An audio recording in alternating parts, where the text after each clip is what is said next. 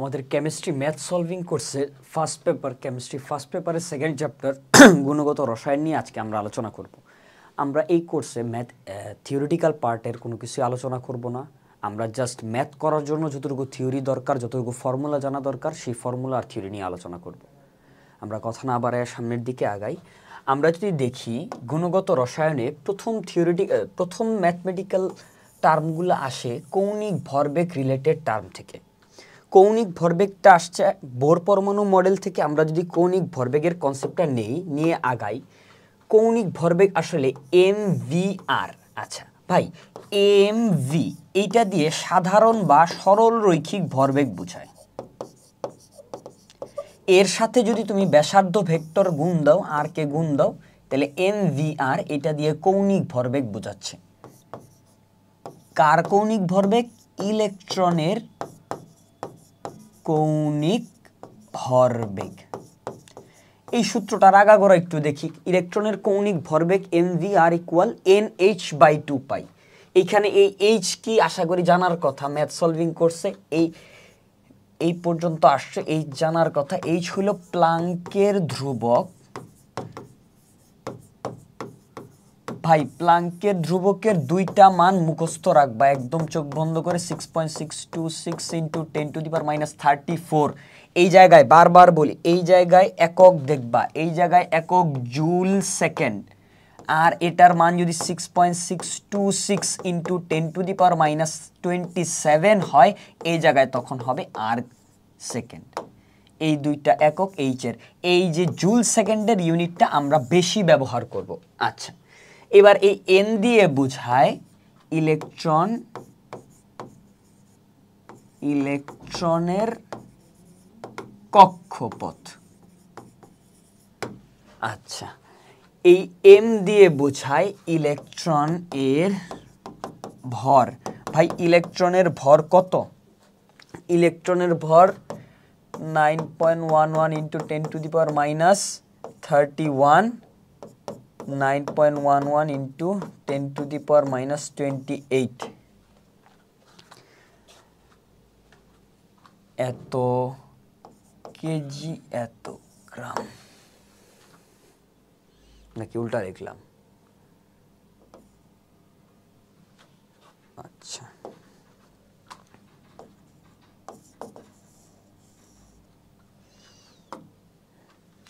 (10⁻31, 10⁻28), 31 গ্রাম, 28 KG. আচ্ছা, মোটামুটি এই সূত্রের আদ্যপান্ত সব দেখা শেষ। এইখানে ইলেকট্রনের চার্জ কত? ইলেকট্রনের চার্জটা আমরা সামনে ব্যবহার করব 1.6 × 10⁻19 ইউনিটটা কুলম। এইটাকে 4.8 × 10⁻10 হিসেবে ব্যবহার করা যায়, তখন ইউনিট আর কুলম থাকবে না, তখন ইউনিট হয়ে যাবে ইএসইউ বা ইলেকট্রোস্ট্যাটিক ইউনিট, ইএসইউ।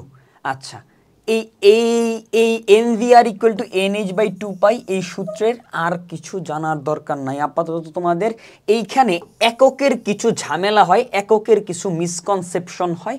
এই এককের মিসকনসেপশনগুলো আমরা একটু দেখব। দেখো, তুমি যদি প্লাঙ্কের ধ্রুবকের একক জুল সেকেন্ড ব্যবহার করো, তোমাকে ইলেকট্রনের ভর ওই অঙ্কে কেজি এককে নিতে হবে, তোমাকে ব্যাসার্ধটা মিটার এককে নিতে হবে, আর ইলেকট্রনের চার্জটাকে কুলম্বে নিতে হবে। এমকে, সিজিএস, এসআই তোমরা এগুলো আশা করি জানো, তারপরও এককে গোলায় পোলাপন, এজন্য একটু দেখায় দেওয়া। এই প্লাঙ্কের ধ্রুবকটা যদি তোমরা প্লাঙ্কের ধ্রুবকটা যদি আর্ক সেকেন্ডে নাও, তখন তুমি ম্যাস অফ ইলেকট্রন গ্রামে নিবা, রেডিয়াসটা সেন্টিমিটারে নিবা, আর ইলেকট্রনের চার্জটা ইলেকট্রোস্ট্যাটিক ইউনিট ইএসইউতে নিবা। এই জায়গায় এককের ঝামেলার কনফিউশনটা, এই জিনিসটা একদম ভালো করে কোনো একটা জায়গায় লিখে রাখো। তাহলে আমাদের প্রথম কনসেপ্ট ছিল ইলেকট্রনের কৌণিক ভরবেগ জানবো। ইলেকট্রনের কৌণিক ভরবেগের কনসেপ্টটা আসছে বোর পরমাণু মডেল থেকে। বোর পরমাণু মডেল বলে mvr ইকুয়াল nh/2π। এটা হলো ইলেকট্রনের কৌণিক ভরবেগের ক্ষেত্রে।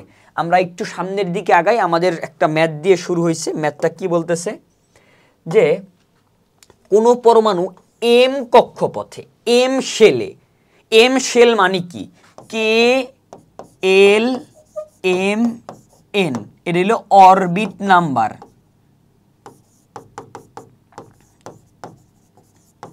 প্রধান কোয়ান্টাম সংখ্যা, কে এর মান 1, K1, L2, M3, N4, N4। তাহলে এম কক্ষপথ মানে কি, N = 3। আমরা ভাই কোশ্চেন পড়ে কোশ্চেনের ভেতর থেকে ইনফরমেশন নেওয়া শিখতে হবে। তাহলে ম্যাথ কোশ্চেন আমরা বলে দিতে পারবে যে তুমি এই প্রসেসে ম্যাথটা সলভ কর। আমরা কোশ্চেন না পড়ে খালি মাথায় চিন্তা করি যে কেমনে ম্যাথ করবো, কেমনে ম্যাথ করবো। কোশ্চেনের ভিতরেই বহুত ডাটা, কোশ্চেনের ভিতরেই সব কিছু থাকবে। প্রথমে পাইলাম কোনো পরমাণুর এম কক্ষপথে মানে এন এর মান 3 পাইলাম। আবর্তনরত একটি ইলেকট্রনের কৌণিক ভরবেগ চাইছে আমার কাছে, মানে এই যে M V R equal to M V R চাইছে।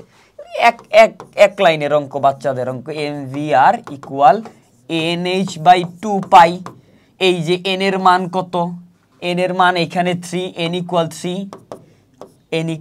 3, প্লাঙ্কের ধ্রুবক 6.626 into 10⁻³ divided by 2 into pi, যেইটা আসবে MVR এর এইখানে ক্যালকুলেশন করে বসাই দিবা। এইবার ভাই MVR এর ইউনিট কত নিব, MVR এর ইউনিট কৌণিক ভরবেগের একক কি? দেখো ভাই এইখানে এই n এর মান, n এর কোনো ইউনিট নাই, এইখানে এই যে 2 এর ইউনিট নাই, পায়ের ইউনিট নাই, কারো ইউনিট নাই। এখানে ইউনিটওয়ালা জিনিস একমাত্র আছে প্লাঙ্কের ধ্রুবক। তার মানে কি প্লাঙ্কের ধ্রুবকের ইউনিট যেটা, কৌণিক ভরবেগের ইউনিট সেটা। কৌণিক ভরবেগের দুইটা ইউনিট হইতে পারে, যেরকম প্লাঙ্কের ধ্রুবকেরও দুইটা ইউনিট। কৌণিক ভরবেগ এর দুইটা ইউনিট হইতে পারে, হয় জুল সেকেন্ড হইতে পারে, জুল সেকেন্ড হতে পারে, আর না হয় আর্ক সেকেন্ড হতে পারে। ঠিক আছে, প্লাঙ্কের ধ্রুবকের ইউনিটটাই কৌণিক ভরবেগের ইউনিট।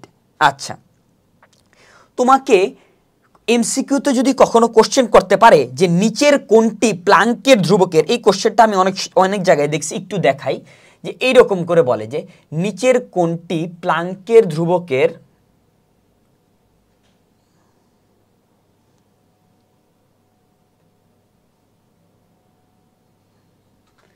যে নিচের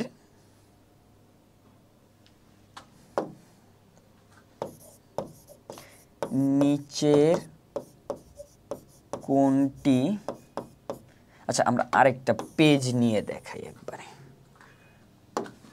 যে আমাকে বলে যে নিচের কোনটি প্লাঙ্কের ধ্রুবকের ইকুইভ্যালেন্ট, বা প্লাঙ্কের ধ্রুবকের সাথে সমান, প্লাঙ্কের ধ্রুবকের সমান বলে দিল ডাইরেক্ট। আমরা এটার অ্যান্সার দিব কৌণিক ভরবেগ। এর ইউনিট, দুইজনের ইউনিট একরকম, কাইন্ড অফ ইকুইভ্যালেন্ট। এরপরে এরপরের পার্টটা আমাদেরকে বলছে যে কক্ষপথের ব্যাসার্ধ আর এর মান দেওয়া আছে কোশ্চেনে, আর এন কক্ষপথের ব্যাসার্ধ দেওয়া আছে, এত সেন্টিমিটার হলে ইলেকট্রনের বেগ কত? কক্ষপথের ব্যাসার্ধ এত সেন্টিমিটার হলে ইলেকট্রনের বেগ কত? করে ফেলি। আমাকে দেওয়া আছে, আমরা জানি MVR = NH/2 পাই।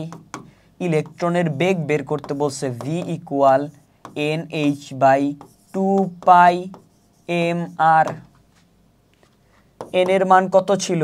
আমরা কোন অরবিটে ঘুরতেছিল ইলেকট্রনটা? m অরবিটে, m কক্ষপথে। n এর মান ছিল 3। আচ্ছা, এইটা তোমাকে সেন্টিমিটার ইউনিটে দেওয়া আছে। দেখো তোমাকে কক্ষপথের ব্যাসার্ধ 3.6 × 10⁻⁸ সেন্টিমিটার দেওয়া আছে। এখন তুমি চাইলে এইটাকে মিটারে নিয়ে প্লাঙ্কের ধ্রুবক এটাও বসাইতে পারো, বা তুমি যদি চাও এটাকে সেন্টিমিটারে রাখবা, সেন্টিমিটারে এটারে রাখলে তখন তুমি প্লাঙ্কের ধ্রুবক আর এটা বসাইতে পারবা না, তখন তোমাকে আর্ক সেকেন্ডে বসাইতে হবে। আচ্ছা,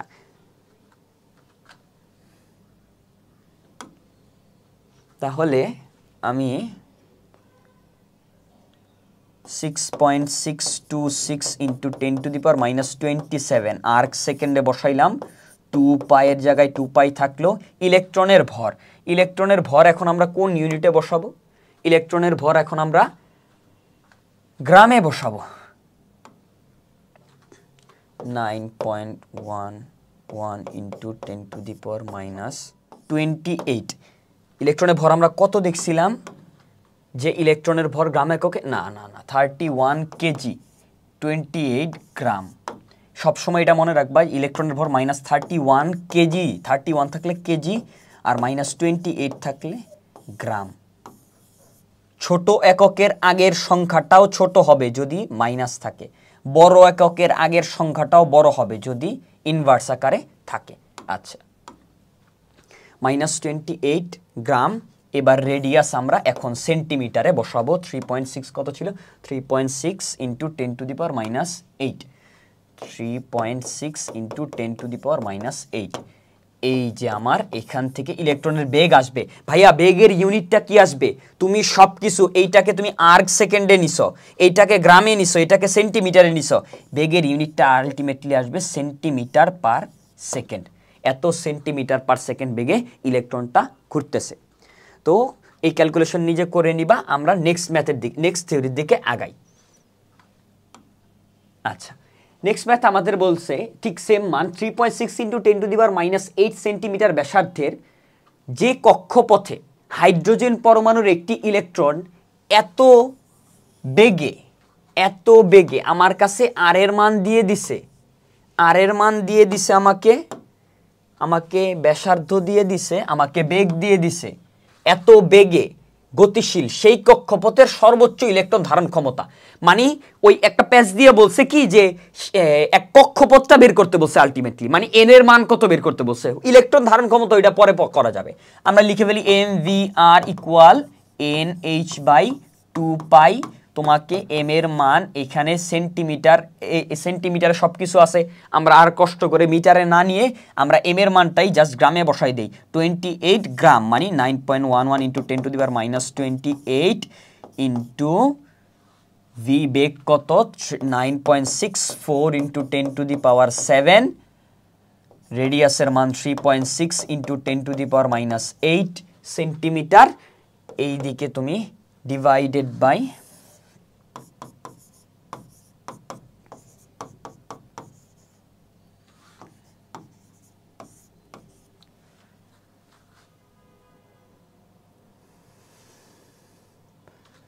ইন্টু 2 পাই করে দেই, সবগুলোকে এক পাশে নিয়ে into 2 into pi divided by h। 6.626 into 10 to the power minus কত দিব? 27 দিব, 34 দিব না, আর্ক সেকেন্ডে দিব। এখানে এন এর মান চলে আসবে, এখানে এন এর মান ক্যালকুলেট করলে পেয়ে যাবা। আচ্ছা, এখানে যত এন এর মান যত পাবা, আমরা জানি কি কোনো কক্ষপথে কোনো অরবিটে ম্যাক্সিমাম ইলেকট্রন ক্যাপাসিটি কত? Maximum electron capacity 2n square. N এর মান যা পাবা অতটা, 2টা হইতে পারে, 8টা হইতে পারে, 32, 18, যে কোনো একটা হবে। এদিকে আর না আগাই, আমরা আমাদের নেক্সট ইম্পর্টেন্ট একটা টপিক ফ্রিকোয়েন্সিতে আসব। ভাইয়া আমরা চেষ্টা করব, আমি এই ম্যাথ সলভিং কোর্সগুলোতে আমি চেষ্টা করব যে কি আমি যেই ম্যাথগুলো করব ওই ম্যাথগুলো পড়ার জন্য যা যা থিওরি লাগবে তোমাকে ওই থিওরিগুলো জাস্ট বুঝাবো। একদম থিওরির একদম ইলেবোরেটলি কোনো আলোচনা থাকবে না এখানে। ওর জন্য কতটুকু সূত্র তোমার পড়া লাগবে, কতটুকু থিওরি তোমার বোঝা লাগবে, অতটুকু বুঝাই আমরা ওই টাইপেরই একটা ম্যাথ তখনই করে ফেলবো। তোমরা করবা কি যে এই টাইপের সাথে রিলেটেড ম্যাথগুলা করবা, আর সূত্রগুলা বা থিওরির আশেপাশে যেই কথাগুলো বলি, ইউনিট নিয়ে যেই কথাগুলো বলি, পারলে খাতায় লিখে রাখবা, তাইলে তোমরা এই জিনিসটা থেকে বেনিফিটেড হইতে পারবা। আমরা একটু দেখি ফ্রিকোয়েন্সি নিয়ে আলোচনা। ভাই ফ্রিকোয়েন্সি কখন হয়? ইলেকট্রন লাফালাফি করলে ফ্রিকোয়েন্সি হয়, ইলেকট্রন বসে থাকলে কখনো ফ্রিকোয়েন্সি ইলেকট্রনের ফ্রিকোয়েন্সি বলতে এখানে ইলেকট্রনের বর্ণালীর ফ্রিকোয়েন্সি বুঝাইতেছে। ইলেকট্রনের যে বর্ণালী রেখা, ইলেকট্রন কখন বর্ণালী সৃষ্টি করে? ইলেকট্রন লাফালাফি করলে বর্ণালী সৃষ্টি করে। এই যে ইলেকট্রন তার স্থির কক্ষপথগুলোতে চুপ করে বসে আছে, এই যে বসে আছে, এখন ওর লাফালাফি করতে মন চাইছে। এখন ও যদি উচ্চ শক্তি স্তর, এটা ধরো n=2 আর এটা n=1, ও উচ্চ শক্তি স্তর থেকে লাফ দিয়ে নিম্ন শক্তি স্তরে গেল, উচ্চ শক্তি স্তর থেকে লাফ দিয়ে নিম্ন শক্তি স্তরে গেল। উচ্চ শক্তি স্তর থেকে যদি নিচের শক্তি স্তরে নামে, এই উপরের শক্তি স্তর থেকে নিচের শক্তি স্তরে নামলে ও শক্তি বিকিরণ করবে, শক্তি বিকিরণ করবে, বিকিরণ করবে, শক্তি ছাড়বে, ছাড়বে। কেন?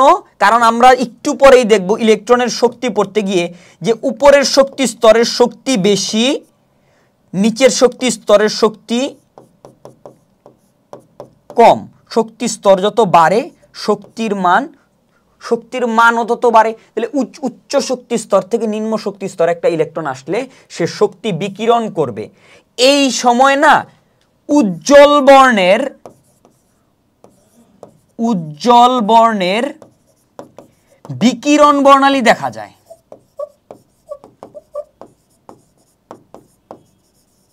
ভালো করে বুঝো, কখন উচ্চ শক্তি স্তর থেকে ইলেকট্রন নিম্ন শক্তি স্তরে গেছে, শক্তি বিকিরণ করছে, শক্তি ছাড়ছে, এই সময়ে উজ্জ্বল বর্ণের এই কথাটা ভালো করে একটু মার্ক করো, উজ্জ্বল বর্ণের বিকিরণ বর্ণালী, উজ্জ্বল বর্ণের বিকিরণ বর্ণালী। আচ্ছা, আর ইলেকট্রন যদি উল্টা নিম্ন শক্তি স্তর থেকে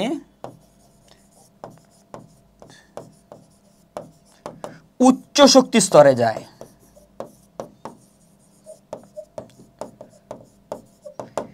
এখন উচ্চ শক্তি স্তরের শক্তি বেশি না, ও নিম্ন শক্তি স্তরের শক্তি থেকে গেছে, ও শক্তি কম, এর শক্তি কম, এর শক্তি বেশি। ও উচ্চ শক্তি স্তরে গেলে ও শক্তি শোষণ করবে না?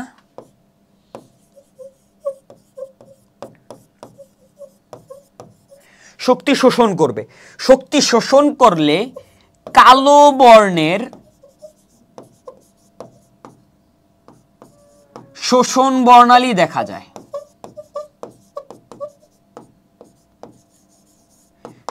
কালো বর্ণের শোষণ বর্ণালী দেখা যায়। তাহলে বিকিরণ বর্ণালী উজ্জ্বল বর্ণের, আর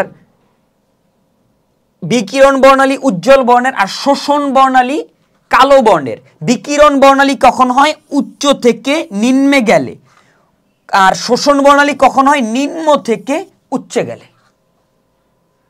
এই জিনিসটা, এই কনসেপ্টটা একটু ক্লিয়ার থাকলে আমরা এই জিনিসটা বুঝতে পারবো। এই ফ্রিকোয়েন্সির এখানে বলে আমাদেরকে বোর মডেলের একটা অন্যতম স্বীকার্য, এটা বর্ণালীর ক্ষেত্রে আমাদেরকে বলে ইলেকট্রন একটা কক্ষপথে যখন থাকে, স্থির অবস্থায় থাকে, তখন সে শক্তি ছাড়েও না, শক্তি নেয়ও না, সে স্থির কক্ষপথে ঘুরতে থাকে। এখন ইলেকট্রন যদি লাফালাফি শুরু করে, উপর থেকে নিচে যায় বা নিচে থেকে উপরে আসে, তখন এই যে শক্তি পার্থক্য, যেই দুই স্তরের মধ্যে সে লাফালাফি করতেছে, এই শক্তি পার্থক্য ডেল ই তার ওই যে বর্ণালী সে ছাড়তেছে, উজ্জ্বল বর্ণের বিকিরণ বর্ণালী হোক আর কালো বর্ণের শোষণ বর্ণালী হোক, এই বর্ণালীর ফ্রিকোয়েন্সির সমানুপাতিক, কম্পাঙ্কের সমানুপাতিক, কম্পাঙ্কের সমানুপাতিক।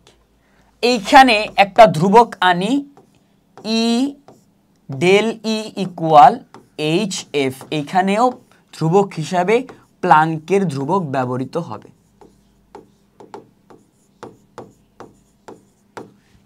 আচ্ছা, আমরা জানি কি সি ইকুয়াল কি এফ ল্যামডা না? সি ইকুয়াল এফ ল্যামডা,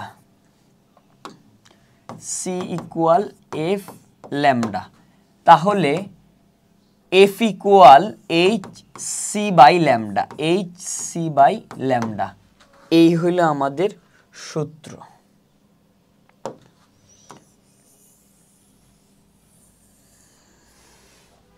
যে এই ফ্রিকোয়েন্সি টপিকটার মেইন কথা হলো যে ইলেকট্রন একটা কক্ষপথে ঘুরতে থাকলে ও শক্তি ছাড়েও না, শক্তি নেয়ও না। কিন্তু ইলেকট্রন যখন লাফালাফি করে উচ্চ শক্তি স্তর থেকে নিম্ন শক্তি স্তরে যায়, উঁচু থেকে নিচুতে যায়। আমরা জানি কি উচ্চ শক্তি স্তরের শক্তিও বেশি, নিম্ন শক্তি স্তরের শক্তি কম। উচ্চ শক্তি স্তর থেকে নিম্ন শক্তি স্তরে গেলে ওই নিচের শক্তির স্তরে যাইতে হইলে ওর কিছু শক্তি ছাড়তে হবে। ছাড়াকে বিকিরণ বলতেছি। বিকিরণ বর্ণালী উজ্জ্বল বর্ণের, বিকিরণ বর্ণালী উজ্জ্বল বর্ণের। ঠিক সেম উল্টা জিনিসটা ঘটে কখন, নিম্ন শক্তি স্তর থেকে উচ্চ শক্তি স্তরে লাফ দিতে গেলে শক্তি শোষণ করতে হবে, শোষণ বর্ণালী কালো বর্ণের। এখন আমাকে বলতেছে যেই দুই স্তরের মধ্যে লাফালাফি চলতেছে, বিজ্ঞানী বোর বলতেছে এই দুই স্তরের শক্তির পার্থক্যটা, এই যে বর্ণালী বললা তুমি, শোষণ বর্ণালী বিকিরণ বর্ণালী, এই বর্ণালীর তরঙ্গ, এই বর্ণালীর কম্পাঙ্কের সমানুপাতিক। সমানুপাতিক চিহ্ন সরাই দিয়ে আমি একটা ধ্রুবক আনলাম, এই ধ্রুবকটা প্লাঙ্কের ধ্রুবক আবার এখানে আনলাম। মেনলি আলটিমেটলি সূত্র দাঁড়াইলো আমার কাছে E ইকুয়াল HF বা HC বাই ল্যামডা। এই সূত্র দেখে আমরা এখন ম্যাথ দেখব। ঠিক আছে, আমরা এই পর্যন্ত দুইটা থিওরির ম্যাথমেটিক্যাল প্রুফ দেখছি। একটা হলো কৌণিক ভরবেগের দেখছি, এখন আমরা এই ফ্রিকোয়েন্সি রিলেটেড কিছু ম্যাথ দেখব। বলছে হাইড্রোজেনের দুটি শক্তি স্তরের শক্তির পার্থক্য। ভাই শক্তির পার্থক্য দেওয়া মানে কি, কোশ্চেন থেকে পরে আমার বুঝতে হবে। এটা হলো ডেল ই দেওয়া আমার কাছে। শক্তির পার্থক্য 245.9 কিলোজুল পার মোল। ইলেকট্রন ধাপান্তরে মানে ইলেকট্রন এক শক্তি স্তর থেকে আরেক শক্তি স্তরে গেছে, ইলেকট্রন লাফালাফি করছে। ইলেকট্রন ধাপান্তরে বিকিরণ বর্ণালীর তরঙ্গ দৈর্ঘ্য ল্যামডা আর কম্পাঙ্ক এফ চাইছে। সোজা জিনিস, মাত্র ডাইরেক্ট সূত্র বসাই দিলে হয়। ই ইকুয়াল HF, ডেল ই এর মান 245.9 ইন্টু ডিভাইডেড বাই H করলে 6.626 into 10 to the power minus 34 যদি করি, এইখানে কম্পাঙ্ক চলে আসবে। কম্পাঙ্কের ইউনিট তুমি পার সেকেন্ডও দিতে পারো, কম্পাঙ্কের ইউনিট তুমি হার্টজও দিতে পারো। আচ্ছা, এইবার আমরা ল্যামডার মান দেখব। ল্যামডার মান এইখানে এই কিলোজুল পার মোলটাকে তুমি 1000 দিয়ে গুণ করে জুল পার মোলেও নিতে পারো। আচ্ছা, এইবার আমরা ল্যামডার মান দেখি। Del E equal HC by lambda, তার মানে lambda equal HC by del E. H এর মান কত, 6.626 into 10 to the power minus 34। আলোর বেগ 3 into 10 to the power 8 metre per second. এটাও মিটার পার সেকেন্ডের কোভ্যালেন্ট ইউনিটেই নিছি, ইকুইভ্যালেন্ট ইউনিটেই নিছি। আর এটা হবে 245.9 ইন্টু 1000 জুল পার মোল। এখান থেকে তোমার ল্যামডার মান চলে আসবে। ল্যামডার মান অবশ্যই মিটার ইউনিটে আসবে। ল্যামডার মান মিটার ইউনিটে আসবে, কম্পাঙ্কের মান পার সেকেন্ড বা হার্টজ ইউনিটে আসবে। ইউনিটগুলা খেয়াল করবা, ইউনিট কনভার্সনে এই চ্যাপ্টারের সবচেয়ে টাফ জিনিস এই পোর্শনটা। এবার আমরা ইলেকট্রনের কিছু প্যাচগোজ দেখব। জিনিসগুলা সবার কাছেই ইরিটেটিং লাগতে পারে যে ইন্টারমিডিয়েটের আসলে পড়া শুরুই তো হয় গুণগত রসায়ন থেকে, আর গুণগত রসায়ন থেকে পড়া শুরু হওয়ার একদম শুরুর দিকেই আমরা এতগুলা আরে ব্যাসার্ধের সূত্র, বিশাল বিশাল ব্যাসার্ধের সূত্র, বেগের সূত্র, তারপরে গতিশক্তির সূত্র, বড় বড় সূত্র, এই দেখে মাথাটা নষ্ট হয়ে যায়। আমরা সূত্রগুলো একটু সহজভাবে দেখার চেষ্টা করব। আর এই সূত্র থেকে যে আহামরি খুব ম্যাথ আসে ওই রকমও না। এই সূত্র থেকে সিকিউ পার্টে ম্যাথ খুব কম আসে, যদি আসে তাও আমরা ম্যাথ দেখব। আর এমসিকিউ পার্টে যেই পিক পিক জায়গাগুলো থেকে আসে ওই জায়গাগুলো তোমাদেরকে একটু ধরায় দেওয়ার চেষ্টা করব। প্রথমে দেখি ব্যাসার্ধের টপিকটা। ব্যাসার্ধের ক্ষেত্রে এই বড় ঝামেলার সূত্রটা হইল h square divided by 4 pi square M E square, 4 pi square M E square. এই সাইডের জিনিসটা ইম্পর্টেন্ট, এইটা ইম্পর্টেন্ট না। এই সাইডে হইল N square divided by Z square. এই জেডটা কি? পারমাণবিক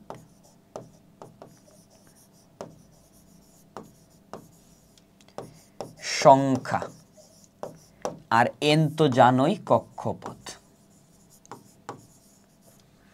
আচ্ছা, এখানে এটা হবে N square divided by Z. পারমাণবিক সংখ্যা হইল আমার জেড। এই যে এই পোর্শনটুকু আসলে কার? তুমি যদি এন এর মান 1 বসাও, মানে কি বুঝায়? প্রথম কক্ষপথ, ফার্স্ট অরবিট। তুমি যদি জেড এর মান 1 বসাও, মানে কি বুঝায়? হাইড্রোজেন। হাইড্রোজেনের প্রথম কক্ষপথে কে থাকে? হাইড্রোজেনের একমাত্র ইলেকট্রন। হাইড্রোজেনের একমাত্র সম্পত্তি, তার একমাত্র ইলেকট্রন থাকে। তাহলে হাইড্রোজেনের জন্য, হাইড্রোজেনের প্রথম কক্ষপথের ক্ষেত্রে, হাইড্রোজেন পরমাণুর প্রথম কক্ষপথের ব্যাসার্ধ, এই জিনিসটাকে একটা স্পেশাল নামে ডাকা হয়, এরে বলা হয় বোর ব্যাসার্ধ। ভাই এইটা অনেক জায়গায় অনেক ইউনিটে দেওয়া আছে, আমি একটা সোজা ইউনিট বলি। তোমরা তো জানো অ্যাংস্ট্রম মানে কি? অ্যাংস্ট্রম মানে 10⁻⁻10। আর ন্যানো মানে কি? ন্যানো মানে 10⁻⁹।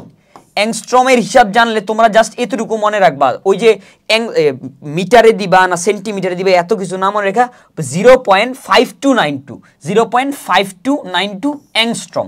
তোমারে মিটারে প্রকাশ করতে বললে, ব্যাসার্ধ মিটারে প্রকাশ করতে বললে তুমি 10⁻10 দিয়ে গুণ দিবা। ব্যাসার্ধ যদি তোমারে ন্যানোমিটারে প্রকাশ করতে বলে, তুমি এইটার সাথে এটা 10 দিয়ে ভাগ দিবা। ঠিক আছে, তোমার যেটা করতে বলে অ্যাংস্ট্রম থেকে যাবা। অ্যাংস্ট্রমের ক্ষেত্রে তোমার আর দশমিক নিয়ে চিন্তা করা লাগবে না যে 5 এর পরে দিব না 2 এর পরে দিব। 0.5292 অ্যাংস্ট্রম, হিসাব শেষ। এইবার যদি সম্পর্কটা দেখি যে এদের মধ্যে আসলে সম্পর্কটা কি, একটু খেয়াল করো। এই পুরো জিনিসটা একটা কনস্ট্যান্ট, আর একটা অ্যাটমের ক্ষেত্রে, একটা মৌলের ক্ষেত্রে তার পারমাণবিক সংখ্যাটা কনস্ট্যান্ট। তাহলে সবকিছু যদি কনস্ট্যান্ট হয়, তাহলে আর এন ব্যাসার্ধ is proportional with an square, কক্ষপথের বর্গের সমানুপাতিক। কোন কক্ষপথের ব্যাসার্ধ তার কক্ষপথ সংখ্যা বা অরবিট নাম্বারের বর্গের সমানুপাতিক। সমানুপাতিক সম্পর্ক থাকলে আমরা কিভাবে লিখতে পারি? r1 divided by r2 equal n1 divided by n2 whole square. ঠিক আছে, এইখান থেকে এমসিকিউ আসে। এইখান থেকে এমসিকিউ আসে একটা কোশ্চেন মনে পড়লো, একটু লেখো। যে বললো ধরো হাইড্রোজেন পরমাণুর চতুর্থ কক্ষপথের ব্যাসার্ধ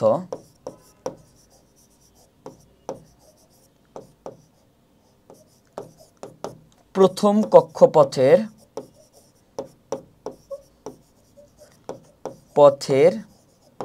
কত গুণ? প্রথম কক্ষপথের কত গুণ? আচ্ছা, এই জিনিসটা তোমরা একটা টেকনিক দেখবা কি, এই এমসিকিউটার অপশনগুলোর মধ্যে এইরকম থাকে 3, 9, 1/16, 16 এত গুণ। আচ্ছা বলো তো কার কত গুণ বের করতে বলছে? প্রথম কক্ষপথের কত গুণ? প্রথম কক্ষপথ অবশ্যই 4 নাম্বার কক্ষপথ প্রথম কক্ষপথের চেয়ে বড় হবে, কারণ দেখলাম সমানুপাতিক বাইরের কক্ষপথ। এমনি সাধারণ কমন সেন্স তো বলে 4 নাম্বারটা বড়। তাহলে এটাই কখনো এই যে এরকম ফ্র্যাকশন রিলেটেড অপশন পাইলে ওইটা আগে বাদ। এইবার দেখি বর্গের সমানুপাতিক। বর্গের সমানুপাতিক 4 নাম্বার কক্ষপথ n = 4, এটা ডাইরেক্ট লিখে দিব 16 গুণ। 16 গুণ বা 4 স্কয়ার বা 16 4 স্কয়ার। 4 নাম্বার কক্ষপথ বলছে 4 স্কয়ার বা 16 গুণ। ভাই 4 স্কয়ার বা 16 গুণ বললেন, এটা কিভাবে বিশ্বাস করব? এই যে এইভাবে বিশ্বাস করবা, r1 divided by r4 equal 1 divided by 4 whole square equal to 1/16। It means r4 equal 16 r1। এইটা হইল ম্যাথ আর এটা হইল শর্টকাট। ব্যাসার্ধ রিলেটেড এই টাইপের এমসিকিউ আসতে পারে। আর এইখানে একদম মোস্ট লেভেলের ইম্পর্টেন্ট ফর্মুলা বা টেকনিক যাই বলো, এই যে এইটা R1/R2 equal N1/N2 whole square. ঠিক আছে, আর এই ফর্মুলায় এই যে এ নটের মান মনে রাখতে পারলে সূত্রটা একদম সোজা হয়ে যায়, আর এন এর মান আসে 0.5292 into N square divided by Z.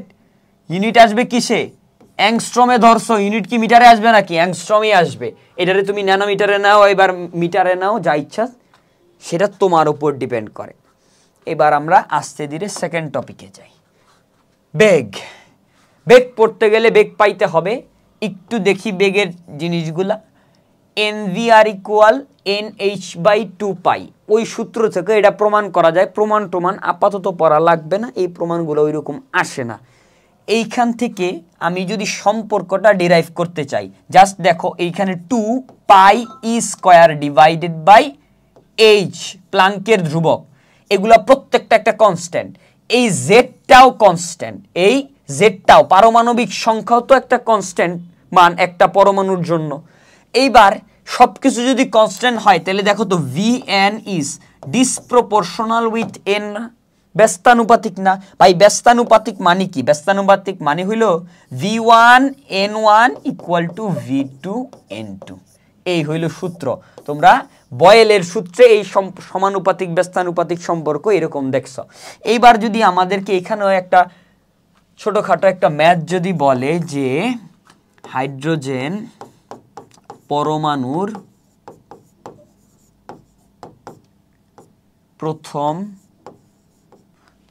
প্রথম না,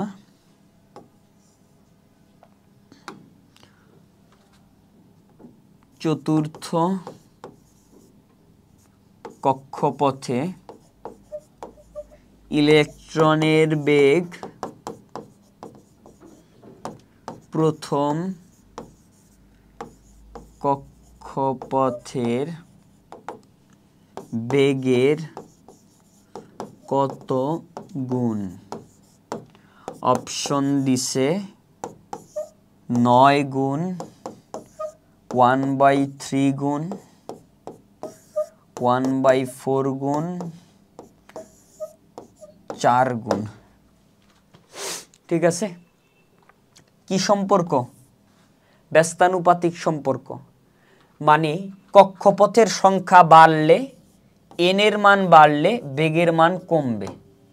আমি 1 থেকে 4 গেছি কক্ষপথ, তাহলে বেগটা কি? বেগ কি করবে? 4 থেকে 1 আসবে।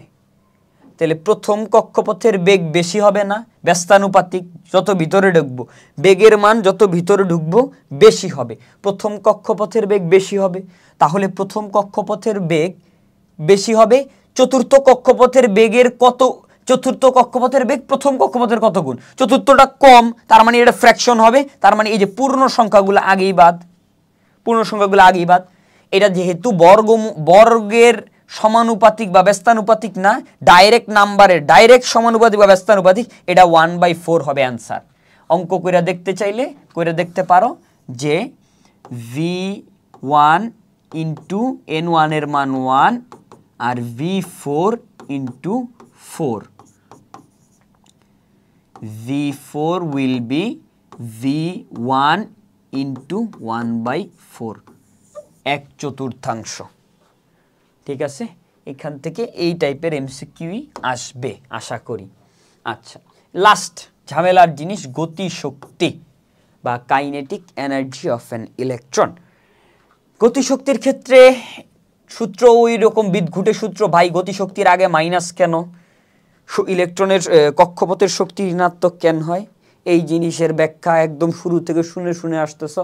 জাস্ট এতটুকু মাথায় রাখো যে আমি এটা মাইনাস কেন হয় এই ব্যাখ্যায় না যায়, আমি খালি জাস্ট বলতেছি যত বাইরে যাবা শক্তি তত বাড়বে, যত বাইরে যাবা শক্তি তত বাড়বে। আচ্ছা দেখো, এই সূত্র তার উল্টা কথা বলবে। উল্টা কথা কেন বলবে? এই সূত্র এইটা ধ্রুবক, এটা ধ্রুবক, এটা ধ্রুবক, সব কনস্ট্যান্ট, এই জেড কনস্ট্যান্ট।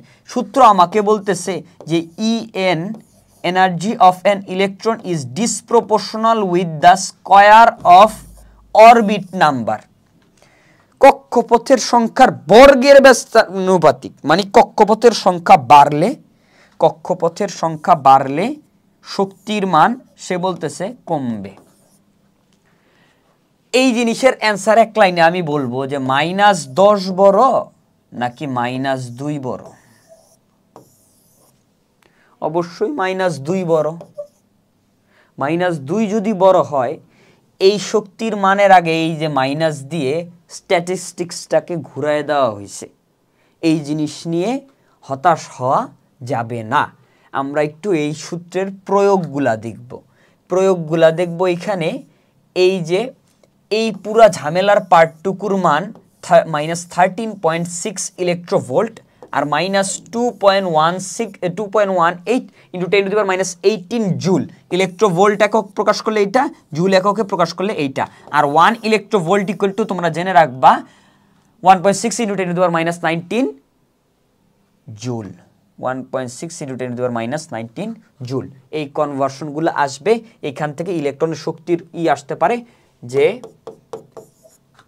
প্রথম কক্ষপথের ইলেকট্রনের শক্তি হাইড্রোজেনের অবশ্যই বলে নিতে হবে, কারণ z ইকুয়াল টু আমরা 1 ধরে করতেছি, অন্য কিছুর হইলে করা যাবে না।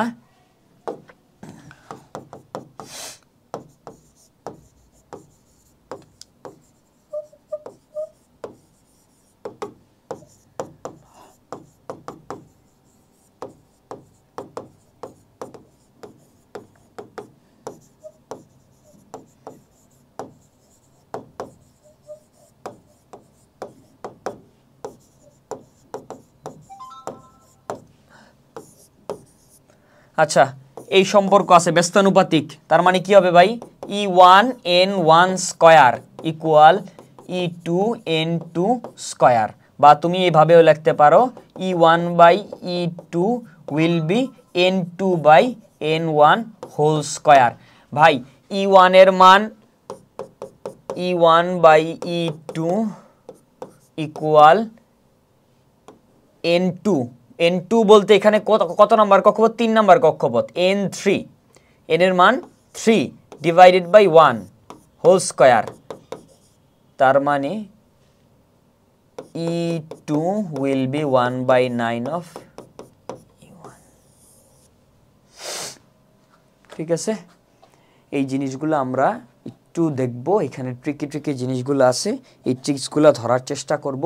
এই টাইপের সূত্রগুলা, এই যে এই সূত্রগুলো আমরা এই সূত্রগুলা মাথায় রাখবো। এই সূত্র থেকে এখানে বেশিরভাগ ম্যাথ আসবে। আচ্ছা, এবার আমরা ডি ব্রগলির তরঙ্গ তত্ত্ব দেখব। ডি ব্রগলির তরঙ্গ তত্ত্ব। ডি ব্রগলির তরঙ্গ তত্ত্ব আর হাইজেনবার্গের অনিশ্চয়তা তত্ত্ব একসাথেই বোঝা যায়। এইখানে আমাদেরকে lambda equal h divided by mv, lambda equal h divided by mv equal h divided by p। এই mv মানে ভরবেগ বোঝাচ্ছে, রৈখিক ভরবেগ বা p, ইলেকট্রনের রৈখিক ভরবেগ বা p। আমাদের হাইজেনবার্গের অনিশ্চয়তা নীতি কি বলে? যে একটা ইলেকট্রনের ভরবেগ আর অবস্থান একই সময়ে অ্যাকুরেটলি জানা সম্ভব না। ডি ব্রগলির তরঙ্গ তত্ত্বের সাথে সাথে আমরা আরেকটা জিনিস দেখে ফেলবো, যে একটা ইলেকট্রন যদি n-তম অরবিটে ঘূর্ণায়মান থাকে, ঠিক আছে,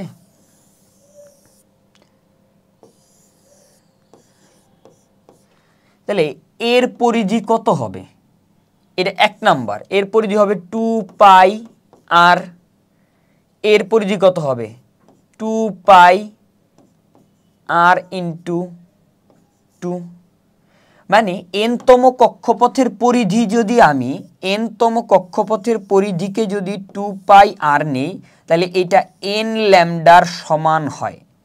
এই ফর্মুলাটা n ল্যামডার, এটা n ল্যামডার সমান হয়।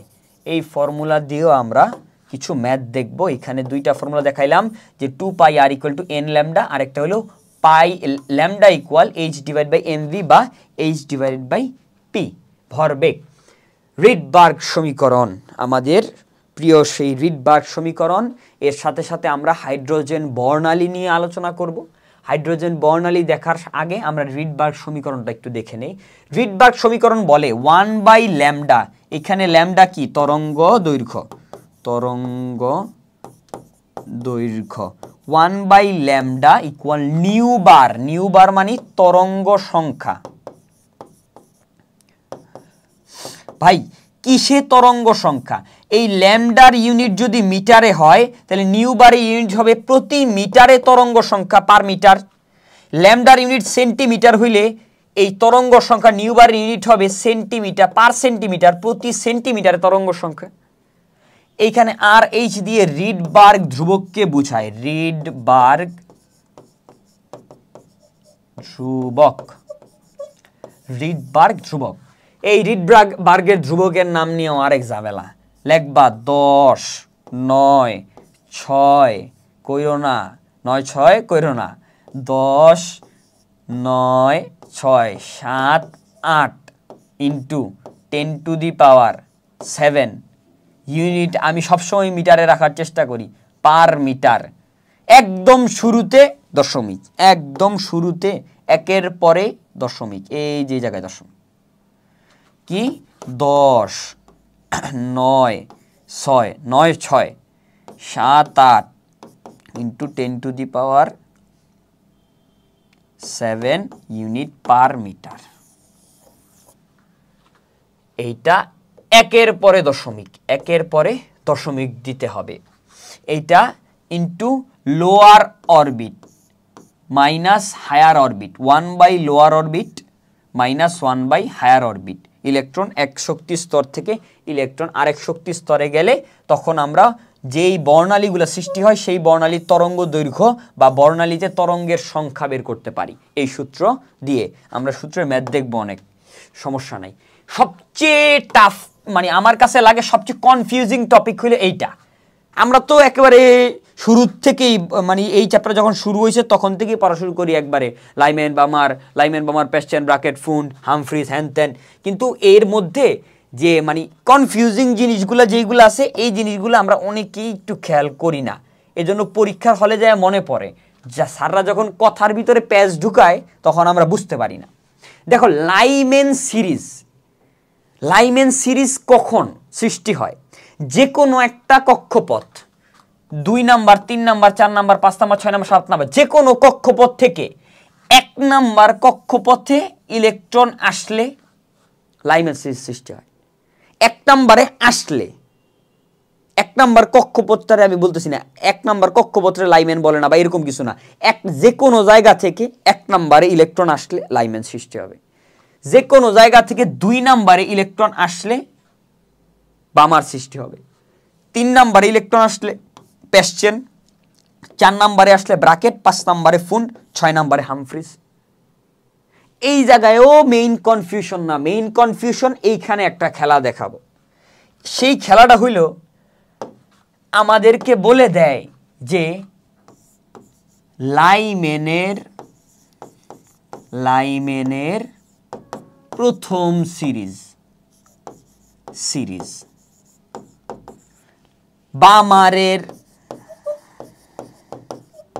দ্বিতীয় সিরিজ। এর মানে কি? আচ্ছা ভাইয়া, এই বরাবর যা দেখতেছি এটা হলো প্রথম সিরিজ। আমাকে যদি বলে হামফ্রিজের প্রথম সিরিজে বর্ণালীর সৃষ্টি হইল, তখন আমি n1 এর মান 6 ধরবো, n2 এর মান 7 ধরবো।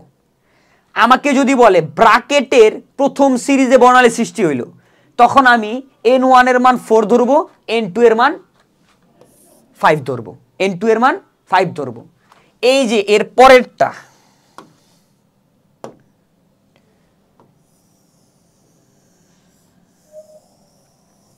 এইটা দ্বিতীয় সিরিজ।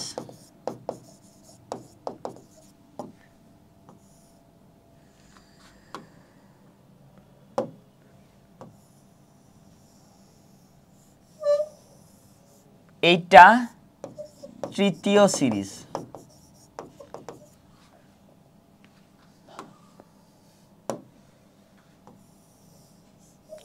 এটা 4 নাম্বার সিরিজ, এইটা 5 নাম্বার সিরিজ, এইটা 6 নাম্বার সিরিজ।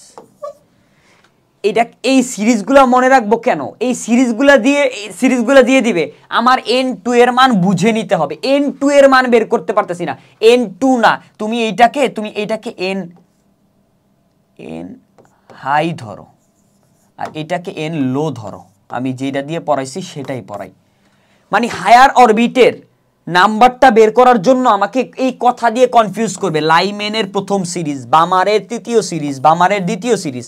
এই ক্ষেত্রে আমরা দেখব যে 1 2 3 লাইম্যানের এটা হলো 3 নাম্বার সিরিজ, 1 2 এটা হলো বামারের 2 নাম্বার সিরিজ, 1 2 3 4 এটা হলো প্যাস্টেনের 4 নাম্বার সিরিজ। এই কথা দিয়ে যেন আমাদের কনফিউজ না করতে পারে, এই জিনিসটা একটু এইভাবে দেখে নাও যাতে কনফিউজ না হও। আচ্ছা, এবার আমাকে বলছে হাইড্রোজেন পরমাণুর একটি ইলেকট্রনের বেগ যদি আলোর বেগের এত অংশ হয় তবে ইলেকট্রনটি কোন কক্ষপথে আবর্তন করছে? মানে আমার Vn ইকুয়াল দেওয়া আছে c/275 বা 3 × 10⁻⁸ ডিভাইডেড বাই 275। ভি এর সূত্র কি? এই ভি এর ঝামেলার সূত্রটা কই? এই ঝামেলার সূত্র এই যে ভি এর সূত্র 2 pi square 2 pi e square divided by h into z divided by n। 2 pi e square divided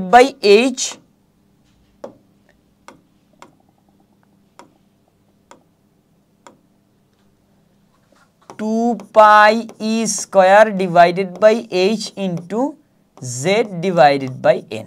আমাকে বলছে এই n এর মান বের করতে। সব ওই পাশে নিয়ে যাও। n equal 275 divided by 3 × 10⁸ into 2 pi into E ইলেকট্রনের চার্জ 1.6 × 10⁻⁻19 কুলম্ব -19 কুলম্ব বসাবো ইন্টু জেড কার ক্ষেত্রে বসে? হাইড্রোজেন 1, হাইড্রোজেন পরমাণুর ইলেকট্রন এর ক্ষেত্রে বসে ডিভাইডেড বাই h 6.626 × 10⁻⁻34 বসাবো, 34 বসাবো। এখানে n এর মান চলে আসবে। ঠিক আছে, এই বিদঘুটের সূত্র দিয়ে একটা ম্যাথ দেখাইলাম। এই যে এইটুকু একটু মনে রাখবা। বেগের সূত্রটা একটু তুলনামূলক ছোট, আমি ভুলে যাই, তোমরা তো ভুলবাই। তো বেগের এই সূত্রগুলো একটু দেখবা, ঠিক আছে? আচ্ছা,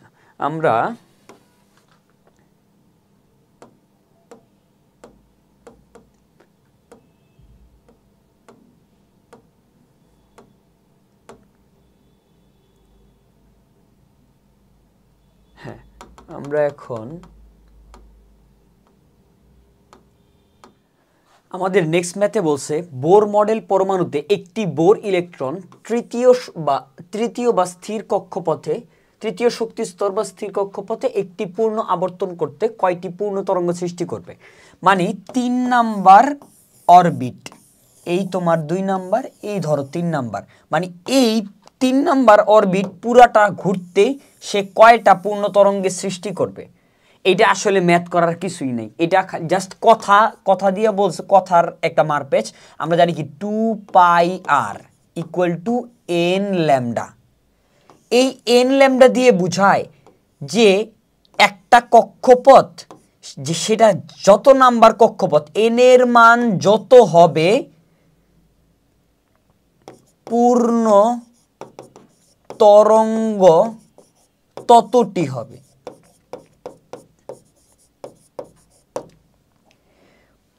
পূর্ণ তরঙ্গ কখন ততটি হবে? একটি পূর্ণ ঘূর্ণন বা আবর্তনে। মানে এইখান থেকে ধরো যাত্রা শুরু করছে, এই যে এইখানে একটা দুইটা, তিনটা, মানে তিনটা পূর্ণ আবর্তন সে সম্পন্ন করবে 3 নাম্বার কক্ষপথে। 3 নাম্বার কক্ষপথ, 2 নাম্বার কক্ষপথে সে এরকম 2টা করবে। 2 নাম্বার কক্ষপথে 2টা পূর্ণ কম্পন করবে, 1 নাম্বার কক্ষপথ 1টা, মানে কক্ষপথ সংখ্যা যত, n এর মান যত, পূর্ণ তরঙ্গ ততটি সৃষ্টি করবে। কখন কি করতে যায় ততটি সৃষ্টি করবে? একটা পূর্ণ ঘূর্ণন করতে যায় ততটি পূর্ণকম্পন সৃষ্টি করবে। n এর মান যত পূর্ণকম্পন ততটি সৃষ্টি করবে। এখানেও 3টি পূর্ণ তরঙ্গ বা 3টি পূর্ণকম্পন সৃষ্টি করবে। এরপরে যদি আমরা আস্তে ধীরে যাই, ইলেকট্রনের ভর নির্ণয় নামে একটা টপিক আছে, এটা অনেক সময় 2 নম্বরের কোশ্চেনে আসতে পারে। আমরা এই চ্যাপ্টারের শুরুতে পড়ছিলাম যে স্যার জে থমসন পাম পুডিং মডেল দিছিল কত সালে? 1897 সালে। ভাইয়া এই মডেলের অ্যাচিভমেন্টটা ছিল ইলেকট্রন আবিষ্কার। ইলেকট্রন আবিষ্কার। সে পাম পুডিং মডেল বলো বা তরমুজ কিসমিস মডেল, এক একজন এক এক নামে বলে, সে এই যে এইগুলাকে ইলেকট্রন হিসেবে চিহ্নিত করছিল। আর বাকি পুরা এই যে এর বডিটাকে, এই যে কালো অংশগুলাকে, এই বডিটাকে সে পজিটিভ চার্জ বা প্রোটন হিসেবে চিহ্নিত করছিল। আচ্ছা, এই ইলেকট্রন আবিষ্কারের সময় তিনি ইলেকট্রনের চার্জ আর ভরের একটা অনুপাত বের করেন। এইটা হলো ইলেকট্রনের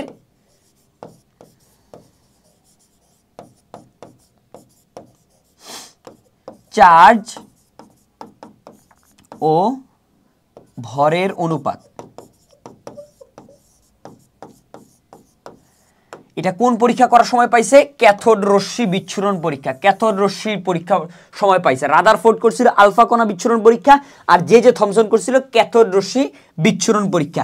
এই E/m এর অনুপাত পাইছে 1.76 × 10⁸ কুলম্ব পার গ্রাম। কুলম্ব পার গ্রাম, এর একক কুলম্ব আর এর একক গ্রাম, এর একক হইছে আলটিমেটলি কুলম্ব পার গ্রাম। এখন এইটারে ইলেকট্রনের চার্জে যদি আমি এটা দিয়ে ভাগ দিই, তাহলে অটোমেটিকলি ইলেকট্রনের ভর 9.1 × 10⁻28 গ্রাম চলে আসবে। তোমরা এই জিনিসটা জাস্ট এটা কোনো ম্যাথ না, ঠিক আছে? এটা 2 নাম্বারের জন্য আসবে। আসলে তোমরা একটু জাস্ট প্রসেসটা দেখে নাও, এই 2টা লাইন একটু লিখে দিবা, আশা করি 2 পেয়ে যাবা। তারপরে বলছে ইলেকট্রনের চার্জ নির্ণয়। আচ্ছা, ইলেকট্রনের চার্জ নির্ণয় আমরা তড়িৎ রসায়ন পড়লে, তড়িৎ রসায়নের সময় আমরা দেখব 1 মোল ইলেকট্রন এর চার্জ 96,500 কুলম্ব বা 1 ফ্যারাড। এখন 96,500 কুলম্ব চার্জ কার? 1 মোল ইলেকট্রন, মানে 6.02 × 10⁻23 ইলেকট্রনের চার্জ 96,500 কুলম্ব। তাহলে একটি ইলেকট্রনের চার্জ কত হবে? 96,500 ডিভাইডেড বাই 6.02 × 10⁻23। এই মানটা আসবে, একটি ইলেকট্রনের চার্জ 1.6 × 10⁻19 কুলম্ব। আর এই যে EMU আর ESU ভাইয়া তোমাদের আগেও বলছি ইলেকট্রোস্ট্যাটিক ইউনিট, আর EMU হলো ইলেকট্রোম্যাগনেটিক ইউনিট, ঠিক আছে? এই 3টা ইউনিটে ইলেকট্রনের চার্জটা একটু মনে রাখবা, কুলম্বে এই EMU আর ESU। আমাদের ESU আর সবচেয়ে বেশি লাগে তো কুলম্বের, এটা তো আমরা ক্লাস 9-10 থেকেই পড়ে আসতেছি। তো ইলেকট্রনের চার্জ নির্ণয় আর ইলেকট্রনের ঘনত্ব নির্ণয়, এই 2টা টপিক আমাদের একটু দেখার ছিল। এই 2টা টপিক অনুধাবনমূলক কোশ্চেনে আসার জন্য, এগুলো গতে আসবে না। আমরা এই 2টা টপিক দেখে নিলাম। আমরা আস্তে ধীরে ম্যাথের দিকে আগাই। আমাদেরকে বলছে লিথিয়াম 2+ আয়নের দ্বিতীয় কক্ষপথের। দেখো এখান থেকে অনেক ইনফরমেশন আমি পেয়ে যাচ্ছি। লিথিয়াম 2+ আয়ন বলতে আমার এইখানে Z বা পারমাণবিক সংখ্যা 3, আর এখন এটা হাইড্রোজেনের মতো 1 নাই। দ্বিতীয় কক্ষপথ মানে n = 2। বোর ব্যাসার্ধ মানে ব্যাসার্ধ বের করতে বলছে। ব্যাসার্ধ আমরা কি জানি? R = A0 * কি ছিল ব্যাসার্ধের সূত্র? কি ছিল ব্যাসার্ধের সূত্র? আমরা কি পড়ছি? এই যে R = A0, R = এই যে a naught into n square divided by Z, a naught into n square divided by Z. এখানে জেড কাউন্ট করা লাগবে, কারণ আমাদের এইখানে হাইড্রোজেন না, এই জন্য আমাদেরকে জেড কাউন্ট করা লাগবে। এইখানে a naught into n square divided by Z, a নটের মান 0.5292 ইউনিট আসবে অ্যাংস্ট্রমে, আগেই লিখে দিব, ইন্টু n এর মান কত, n এর মান 2 স্কোয়ার, আর z এর মান পারমাণবিক সংখ্যা কত ডিভাইড বাই 3, যা আসবে সেটাই r এর মান। এটা অ্যাংস্ট্রম, এটার সাথে ভাইয়া 10⁻⁻10 গুণ করে দেবেন, মিটার পেয়ে যাবেন। ঠিক আছে, সোজা অঙ্ক।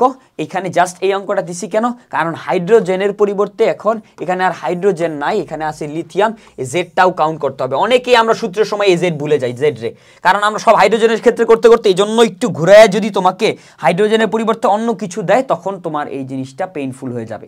আচ্ছা, এরপরে দেখি আমরা লিথিয়াম 2+ আয়নের ক্ষেত্রে দ্বিতীয় কক্ষপথে 2s1 ইলেকট্রনের গতিবেগ বের করো। 2s ইলেকট্রনের গতিবেগ বের করতে বলছে লিথিয়াম 2+ আয়নের ক্ষেত্রে, একদম সব একই, খালি বেগের সূত্র।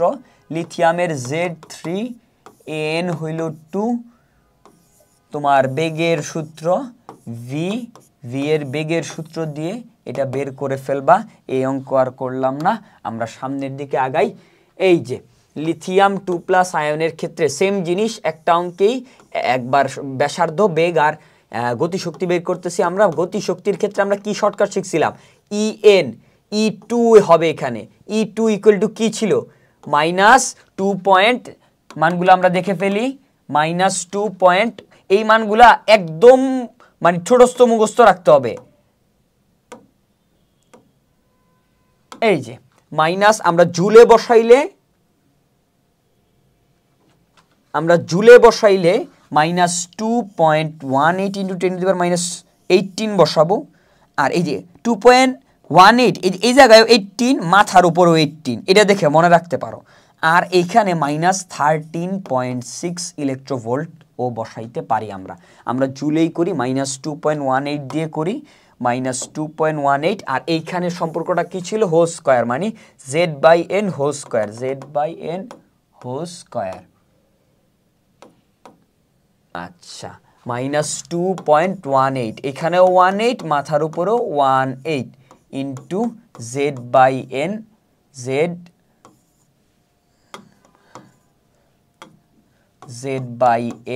হোল স্কয়ার, -2.18 বসে যাবে, 10⁻⁻18 বসে যাবে, z এর মান তোমার 3 আর n এর মান 2 হোল স্কয়ার, ইউনিটটা আসবে শক্তি, ইউনিটটা আসবে জুলে। ঠিক আছে, আমরা যদি ওই ইলেকট্রোভোল্টে নিতাম, ইউনিটটা ইলেকট্রোভোল্টে আসতো। আমরা এই ছোটোখাটো ম্যাথ এগুলো আমরা জাস্ট দেখার জন্য দেখলাম। আমরা আস্তে ধীরে একটু ডিপ দিকে আগাই। হাইড্রোজেন পরমাণুর তৃতীয় শক্তি স্তরে আবর্তনশীল ইলেকট্রনের গতিবেগ বের করো। এই পর্যন্ত আগে কইরা নেই, আবর্তনশীল ইলেকট্রনের গতিবেগ বের করো। আচ্ছা, ভি ইকুয়াল কি, ভি ইকুয়াল গতিবেগের সূত্রে যাই দেখবো আমরা, এক জায়গায় আর লাগবে, আমার আর ব্যাসার্ধ লাগবে। এই যে দেখো, গতিবেগের সূত্রে আমার ব্যাসার্ধ লাগবে। এই যে দেখো, 2πe² divide by h, 2πe² divide by h, z divided by n। এখানে আর এর মান ব্যবহৃত হচ্ছে না, আমরা ডাইরেক্ট ভি বের করে ফেলবো। 2πe² divided by h, z divided by n, 2πe²।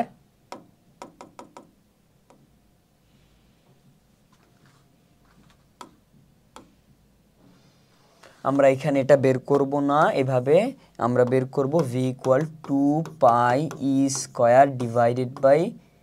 Divide by h into z divided by n। এটা হলো আমাদের বেগ পাইলাম আমরা। আচ্ছা, 2π এর মান জানো, ই এর মান বসাও,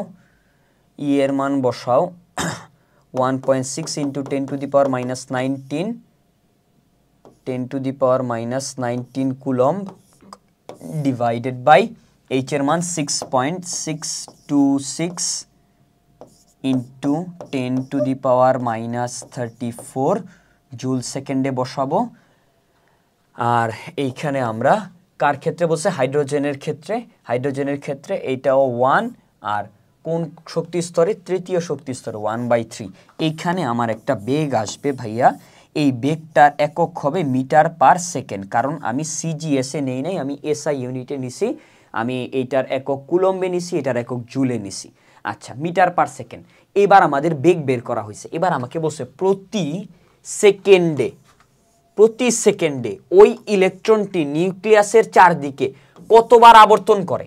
মানে সে এক সেকেন্ডে যে এটা তো তৃতীয় শক্তি স্তরে আছে, সে এক সেকেন্ডে কয়বার এই পূর্ণ ঘূর্ণন দেয়। দেখো, কম্পন সংখ্যা আর পূর্ণ ঘূর্ণনের মধ্যে তোমরা গুলায় ফেলো না। বলতেছে যে এক সেকেন্ডে সে কয়বার নিউক্লিয়াসে এরকম পূর্ণ ঘূর্ণন দেয়, আবর্তন করে, মানে পুরাটা ঘুরে। আচ্ছা, আমরা একটু খেয়াল করে দেখি যে তৃতীয় শক্তি স্তর মানে কি। তৃতীয় শক্তি স্তরে আমরা যদি বলি যে, আমরা তো জানি যে তৃতীয় শক্তি স্তরের, আমরা যদি ধরি তৃতীয় শক্তি স্তরের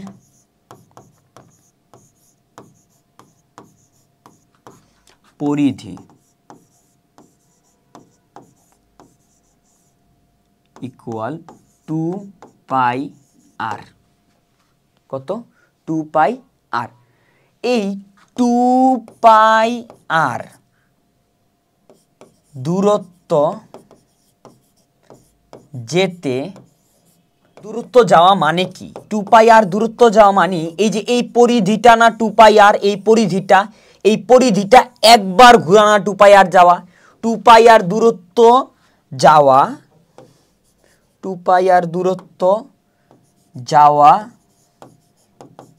মানে একবার আবর্তন করা। সুতরাং 1 মিটার দূরত্ব যাওয়া 1/2πr বার আবর্তন করা।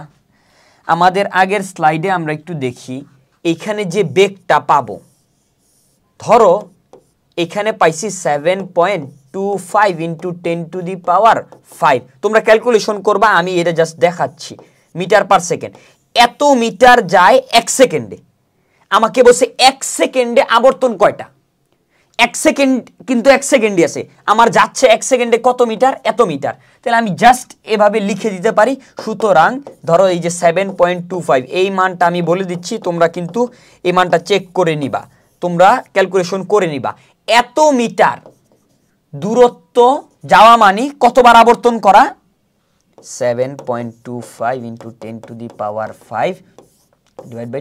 2 × π × r আবর্তন। ভাইয়া আর এর মান জানি না, এই জন্যই বলছিলাম আগে আর এর মানটা বের করে নিতে। r = a0 × ওই z divided by n square, z divide by n square. আচ্ছা, আর এর মান আমরা আগের থেকে এখান থেকে বের করে নিয়ে, n square divide by z, আমিও ভুলে গেছিলাম। আচ্ছা, n square divide by z।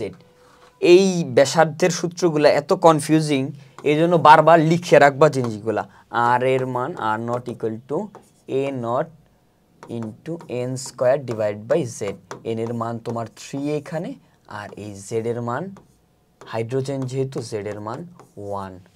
ঠিক আছে, এখানে আর এর মান বসাই দিলে তুমি এই কয়টা পার সেকেন্ডে, 1 সেকেন্ডে, এটার ইউনিট হবে হলো হার্টজ বা পার সেকেন্ড, যে কোনো একটা। ঠিক আছে, আচ্ছা, আমরা এরপরে যদি খেয়াল করি যে লিথিয়াম পরমাণু লাল বর্ণের রেখা বর্ণালীর জন্য তরঙ্গ দৈর্ঘ্য ল্যামডা দেওয়া আছে আমাদের, এত হয়। এ আলোক রশ্মির একটি ফোটনের শক্তি গণনা করো। একটি ফোটনের শক্তির সূত্র ভাইয়া, একটি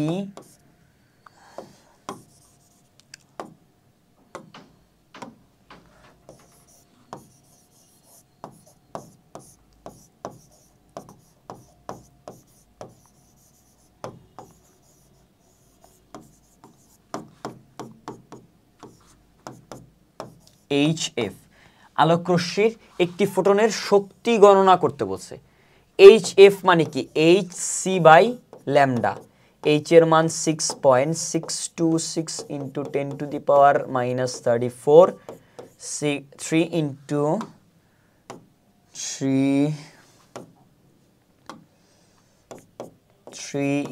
10⁸ ডিভাইডেড বাই ল্যামডার মান 671 ন্যানোমিটারে মিটারে নিব 10⁻⁹ দিয়ে, এখানে যেটা আসবে শক্তির একক জুল দিয়ে দিব। একদম সোজা একটা ম্যাথ ছিল। এই যে প্ল্যাঙ্কের ধ্রুবক দিয়ে দিছে, সি এর মান দিয়ে দিছে, না দিলেও সমস্যা ছিল না। ঢাকা বিমানবন্দরের রানওয়েতে দুটি সিগন্যালে আলোর ফ্রিকোয়েন্সি এফ দেওয়া আছে, F1 F2, উভয় সিগন্যালের আলোর বর্ণ ল্যামডা চাইছে। Lambda 1 will be C divided by F1, C এর মান 3 ইন্টু 10⁸ ডিভাইডেড বাই F1 এর মান 5.46 ইন্টু 10⁻14 হার্টজ। আচ্ছা, আর ল্যামডা 2 এর মান সি ডিভাইডেড বাই F2 দিবা, সি এর মান 3 ইন্টু 10⁸, আর F2 এর মান 4.4117 ইন্টু 10⁸। ঠিক আছে, 10⁸ কেটে কেটে দিয়েও তোমরা ছোট করে ক্যালকুলেশন করতে পারবা। এটার ইউনিট, এটা আলটিমেট এদের ইউনিট আসবে মিটারে।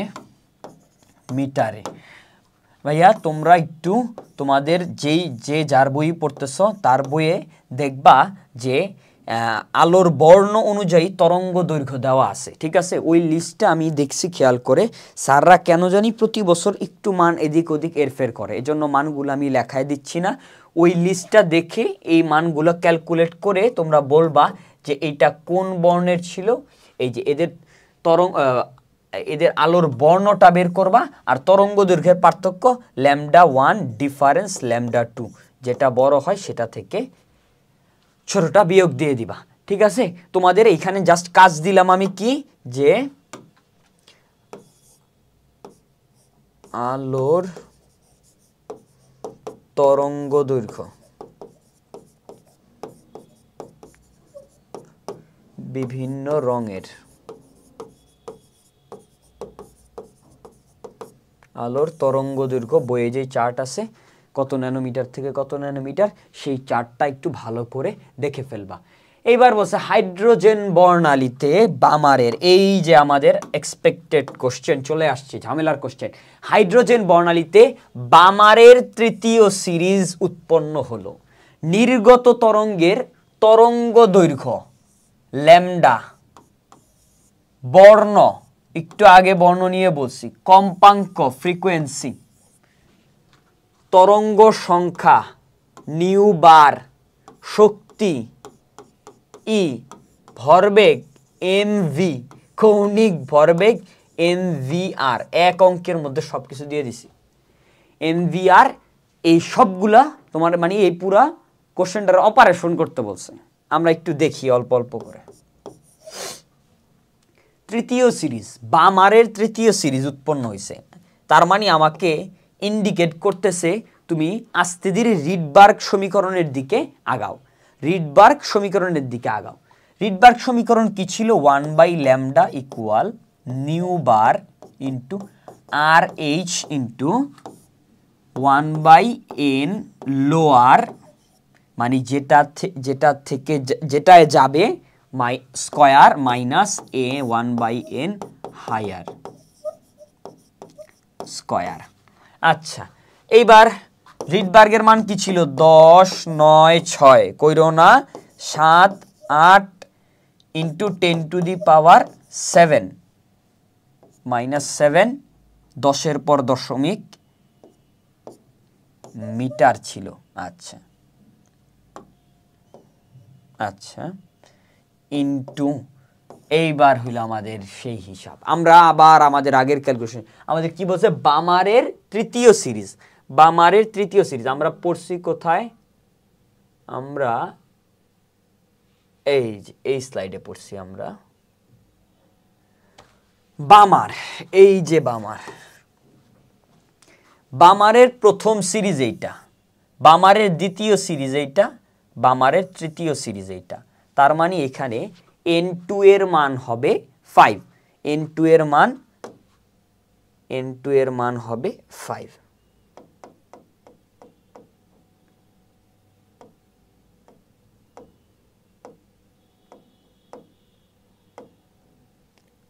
আচ্ছা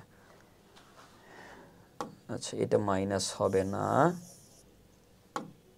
ইন্টু 10⁻7 ইন্টু 1/n2 এর n1 এর মান, মানে n লো এর মান হবে যেখানে গেছে Balmer, Lyman Balmer second, 2 square minus 1/5 square.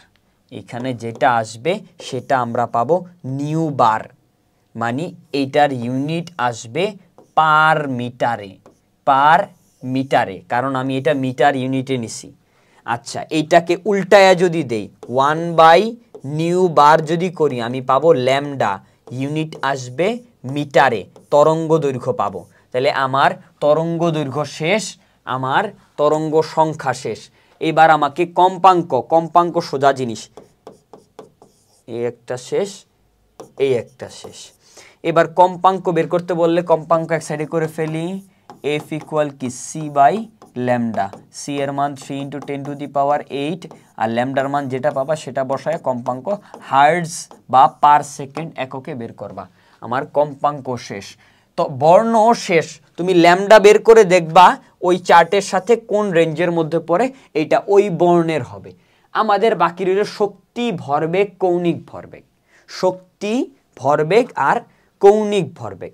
আমরা এখানে আরেকটা পেজ নিলে শক্তির ক্ষেত্রে E ইকুয়াল কি দেখছিলাম, -2.18 ইন্টু 10⁻−18।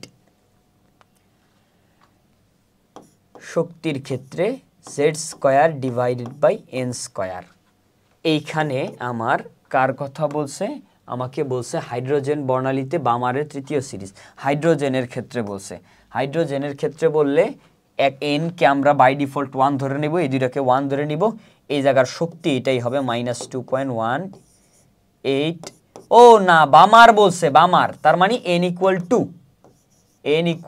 টু বামার বলছে, ইন্টু 10⁻−18 ইন্টু 1/2² মানে 1/4। এইটারে 4 দিয়ে ডিভাইড করলে যা আসবে, ইউনিটটা আসবে জুলে। আচ্ছা, ভরবেগ mv, তুমি এই কক্ষপথে হাইড্রোজেনের বেগ বের করবা, বেগের সূত্র দিয়ে, ইন্টু হাইড্রোজেনের ভর গুণ করবা, ইলেকট্রনের ভর গুণ করবা, ইলেকট্রনের ভরবেগ পাবা। আর mvr তুমি nh/2π দিয়ে করে ফেলবা, mvr কৌণিক ভরবেগ ইকুয়াল nh/2π, nh/2π দিয়ে করে ফেলবা। দ্বিতীয় কক্ষপথ, h এর মান 6.626 ইন্টু 10⁻−34 বসাবা, আর 2π এখানে দিয়ে কৌণিক ভরবেগ পেয়ে যাবা। কৌণিক ভরবেগের একক সবার আগেই বলছি জুল সেকেন্ড। ঠিক আছে, তো একটা অঙ্কের ভিতরে অনেক কিছু ছিল, যে হাইড্রোজেন বর্ণালীতে বামারের তৃতীয় সিরিজ উৎপন্ন হলো, নির্গত তরঙ্গের তরঙ্গ দৈর্ঘ্য, বর্ণ, কম্পাঙ্ক, তারপরে তরঙ্গ সংখ্যা, শক্তি, ভরবেগ, কৌণিক ভরবেগ, এগুলা বের করতে বলছে। এক অঙ্কের ভিতরে অনেকগুলো সূত্র। আমি বারবার চাচ্ছি যে দেখো, আমি তো বারবার ভি আর ই এর সূত্রগুলা গুলাই ফেলতেছি, তাই তোমাদেরও গুলাই ফেলার সম্ভাবনা কত বেশি। তোমরা একটু বারবার জিনিসগুলো মেমোরাইজ করার চেষ্টা করবা, তাহলে এই ভুলগুলা আর হবে না। সামনের দিকে আগাই। হাইড্রোজেন পরমাণুর দ্বিতীয় কক্ষপথের ব্যাসার্ধ, ইলেকট্রনের শক্তি, বেগ, ভরবেগ, কৌণিক ভরবেগ বের করো। এই অঙ্ক আমি করাইলাম না, একদম হুবহু সেম টু সেম সব সূত্র দিয়ে অঙ্ক করে ফেলবা। তারপর সামনের দিকে যাই। হাইড্রোজেন বর্ণালীতে বামার সিরিজ উৎপন্ন হলো, বামার সিরিজ উৎপন্ন হয়েছে। হাইড্রোজেন বর্ণালীতে বামার সিরিজ উৎপন্ন হলো মানে, বামার সিরিজ উৎপন্ন হওয়া মানে কি, n1 = 2,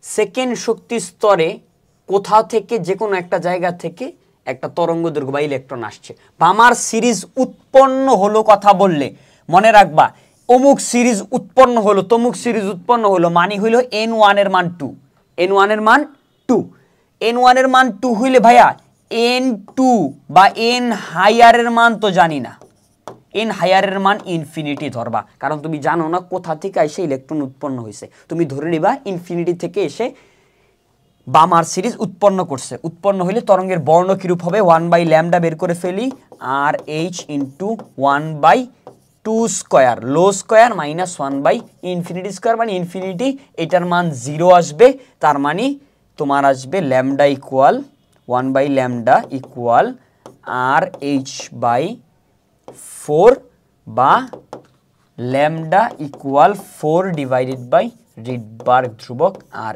h, এত মিটারে, রিডবার্গের মান মিটারে দিলে ইউনিটটা মিটারে আসবে। এর বর্ণ ওই সেম টু সেম ওই চার্ট দেখে এটার বর্ণ বের করে ফেলবা, ঠিক আছে? তো এইখানে জাস্ট টেকনিকটা ছিল যে এইখানে একটা সিরিজের কথা যদি বলে দেয়, অমুক সিরিজ উৎপন্ন হলো, তমুক সিরিজ উৎপন্ন হলো, তখন আমরা n1 এর মান আমরা ওই সিরিজের মান ধরবো, আর n2 এর মান ইনফিনিটি ধরবো। আচ্ছা, এরপরের ম্যাথ আমাদেরকে কি বলছে একটু দেখি আমরা। ভাইয়া এর পরের ম্যাথ আমাদেরকে একটা ইন্টারেস্টিং ম্যাথ বলছে যে হাইড্রোজেন পরমাণুতে 2000 অ্যাংস্ট্রম আলো আপতিত হলো, অ্যাংস্ট্রম তরঙ্গ দৈর্ঘ্যের আলো আপতিত হলো বুঝাইছে। তৃতীয় শক্তি স্তরের ইলেকট্রন চতুর্থ শক্তি স্তরে উন্নীত হবে কি? মানে হাইড্রোজেন পরমাণুতে এত তরঙ্গ দৈর্ঘ্যের একটা আলো পড়ছে, এই আলো পড়ার কারণে যে শক্তি উৎপন্ন হয়েছে, এই শক্তিটা কি তৃতীয় শক্তি স্তরের ইলেকট্রনকে চতুর্থ শক্তি স্তরে উঠাইতে পারবে? এটা হলো আমাদের এই কোশ্চেনের সিম্পলিফিকেশন। আমরা আগে দেখি যে এইটার শক্তি কত। আমরা জানি কি E ইকুয়াল hc/λ, এটাকে E1 দিবা, h এর মান বসাও 6.62 into 10⁻34 into 3 into 10⁸8 divided by lambda 2000, এটা মিটারে নিতে চাইলে মিটারে নিয়ে নাও, ইন্টু 10⁻10 মিটার, এইটা আসবে এত জুল শক্তি। কার শক্তি? এটা হইল যেই তরঙ্গ দৈর্ঘ্যটা আসছে তার শক্তি, এর শক্তি। এবার আমরা দেখব একটা ইলেকট্রনকে যদি আমি তৃতীয় শক্তি স্তর থেকে চতুর্থ শক্তি স্তরে নিতে চাই, চতুর্থ শক্তি স্তরে নিতে চাই, আমার কি করতে হবে? তখন আমার 1/λ কি হবে? 1 RH into 1/3 square minus 1/4 square. এখানে RH এর মান সব কিছু বসায়া ল্যামডার মান বের করবা। ধরো এটা ল্যামডা প্রাইম, এটা ল্যামডা প্রাইম দাও। এবার তুমি বের করবা তৃতীয় শক্তি স্তর থেকে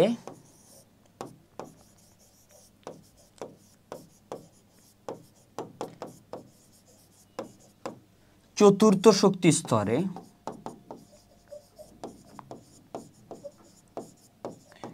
ইলেকট্রন স্থানান্তরে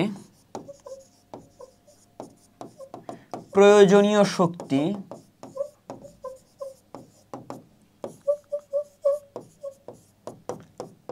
E2 equal hc divided by lambda prime. এই ল্যামডার মান বসায় E2 এর মান বের করবা। এখন প্রয়োজনীয় শক্তি যদি বেশি লাগে উৎপন্ন শক্তির চেয়ে, তাহলে স্থানান্তর করা যাবে না।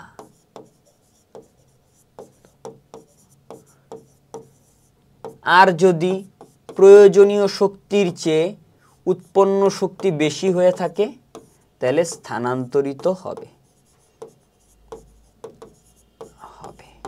এই হইল আমার এই ম্যাথের অ্যান্সার। ঠিক আছে, তো মানে এই চ্যাপ্টারের রিডবার্গের সমীকরণ বলো বা mvr = nh/2π বলো বা বেগ শক্তি বা ব্যাসার্ধ যে কোনো কিছু নিয়ে বলো, যত ধরনের প্যাচ গোছ মানে কথার মার প্যাচ দিয়ে কোশ্চেনে মানে ঝামেলা যেসব জায়গায় সবগুলো দেখানোর চেষ্টা করছি আমি। আরও কিছু ম্যাথ দেখাবো আমরা।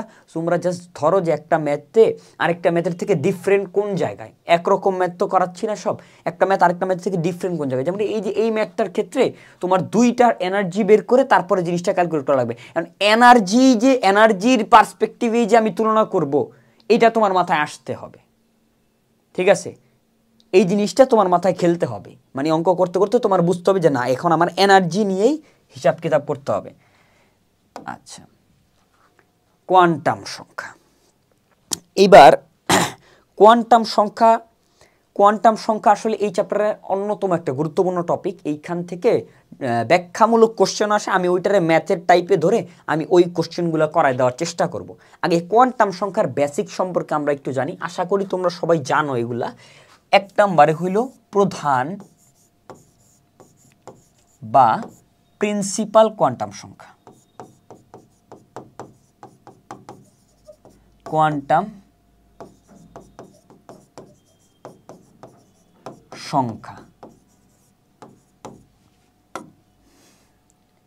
এইটা ছোট হাতের এন দিয়ে প্রকাশ করে। এই এন এর মান ধনাত্মক পূর্ণ সংখ্যা,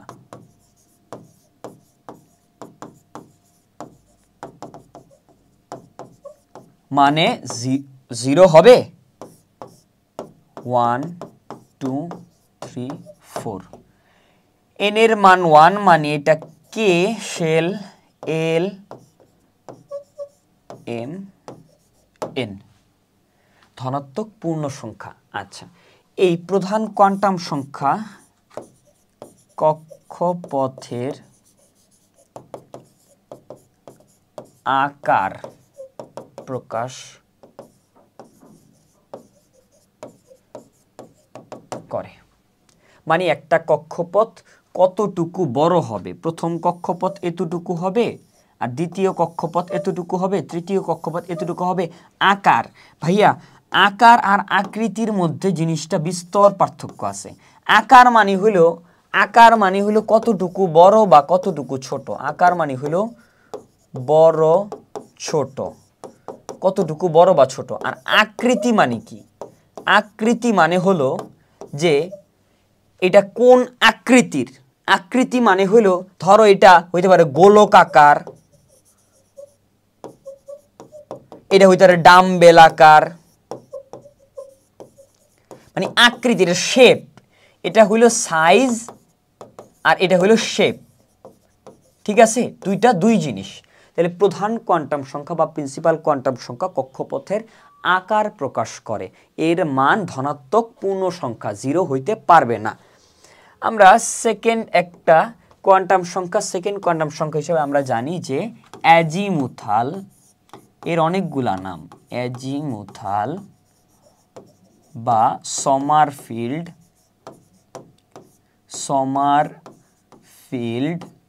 বা সহকারী বা subsidiary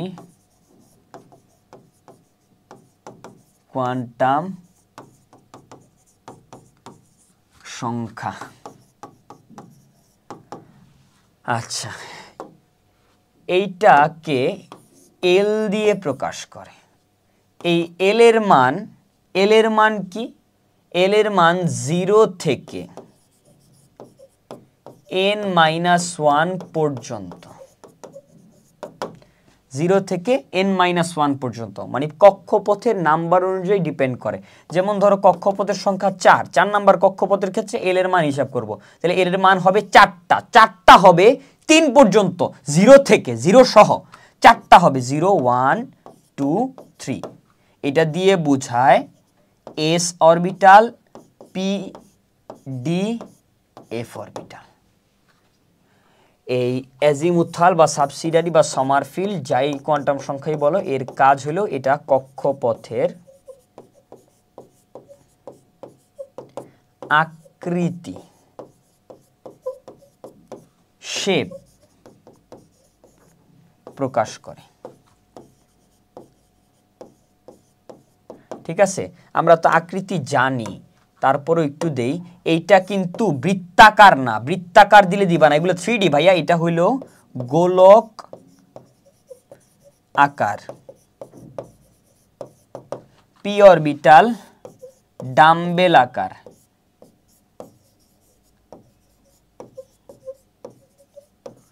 D orbital double dumbbell আকার।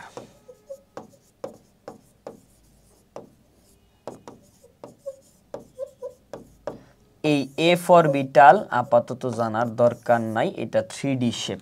ঠিক আছে, তোমরা এই তিনটা আপাতত জেনে রাখো।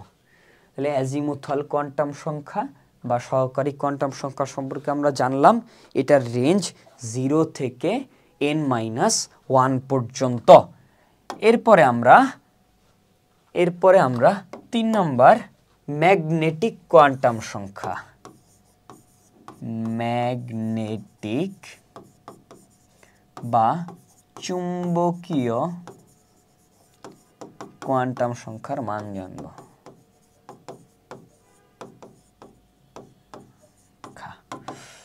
ম্যাগনেটিক বা চুম্বকীয় কোয়ান্টাম সংখ্যা বলতে কি বোঝায়? এইটাকে ভাইয়া এম দিয়ে প্রকাশ করা হয়, ছোট হাতের এম। এর মান হইল নেগেটিভ এল থেকে পজিটিভ এল পর্যন্ত। ঠিক আছে, যেমন ধরো তোমাকে বলছে যে পি অরবিটালের ম্যাগনেটিক কোয়ান্টাম সংখ্যাগুলো বের করো। আচ্ছা, পি এর ক্ষেত্রে এল এর মান কত দেখলাম আমরা? একটু দেখো তো আগের স্লাইডে। পি এর ক্ষেত্রে এল এর মান দেখছি 1, পি এর ক্ষেত্রে এল এর মান 1। তার মানে কি নেগেটিভ 1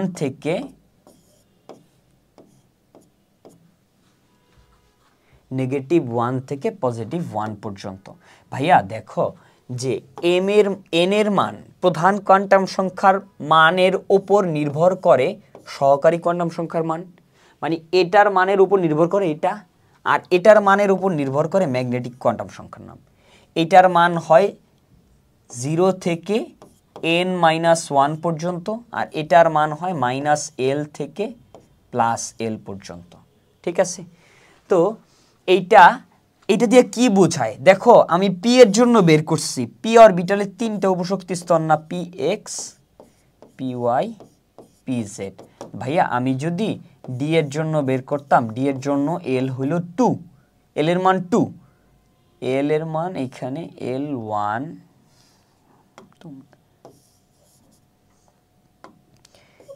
L1 আর এইগুলো হইল এম এর মান। এল এর মান হইল 2 ডি এর জন্য, তাহলে এম এর মান কি হবে?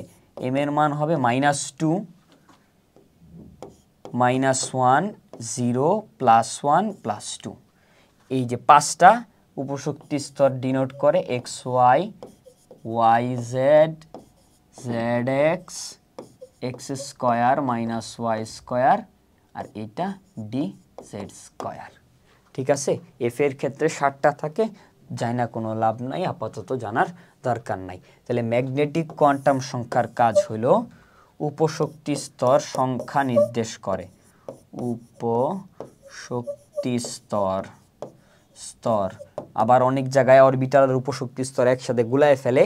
ঠিক আছে, এই জিনিসগুলো একটু খেয়াল রাখবো। উপশক্তি স্তর সংখ্যা নির্দেশ করে।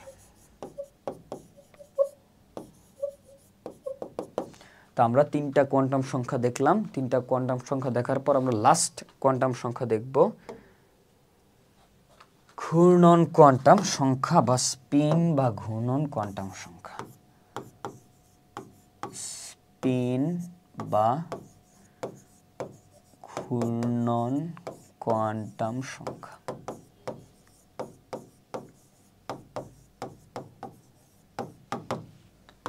স্পিন বা ঘূর্ণন কোয়ান্টাম সংখ্যা কি?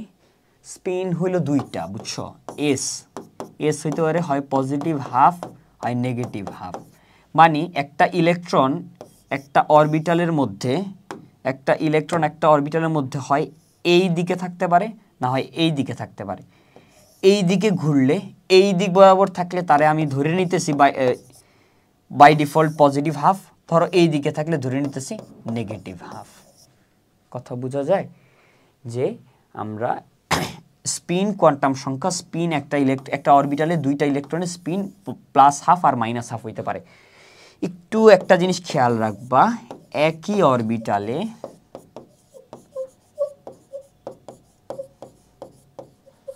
একই স্পিনের দুটি ইলেকট্রন থাকতে পারে না।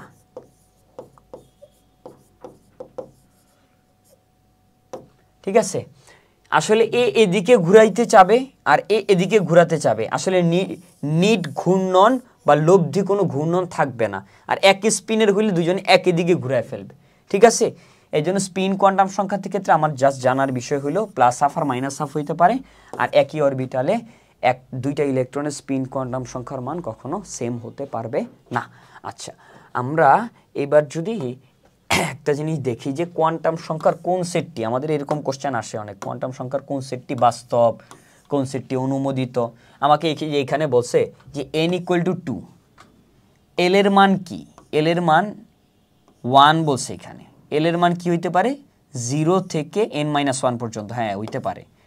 এম এর মান 0, এম এর মান কি হইতে পারে -l থেকে +l পর্যন্ত হইতে পারে, এটাও চলে, প্লাস হাফ এটাও চলে, তার মানে এটা রাইট। ঠিক আছে, আমি যদি আরও কিছু বলি, যেমন ধরো যে m = এখানে দিয়ে দিল 3 দিয়ে দিবে, l এর চেয়ে বড় দিয়ে দিবে, এটা হবে না, অপশনে থাকবে।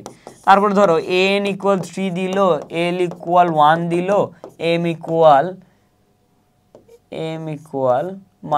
-2 দিয়ে দিল, হবে না, হবে না। তারপরে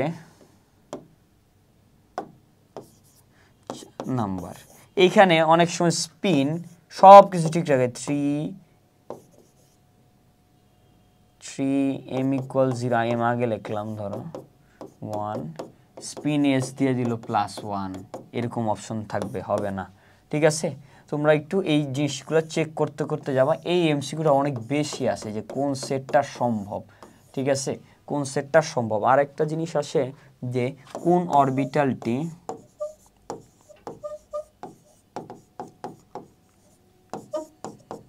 সম্ভব।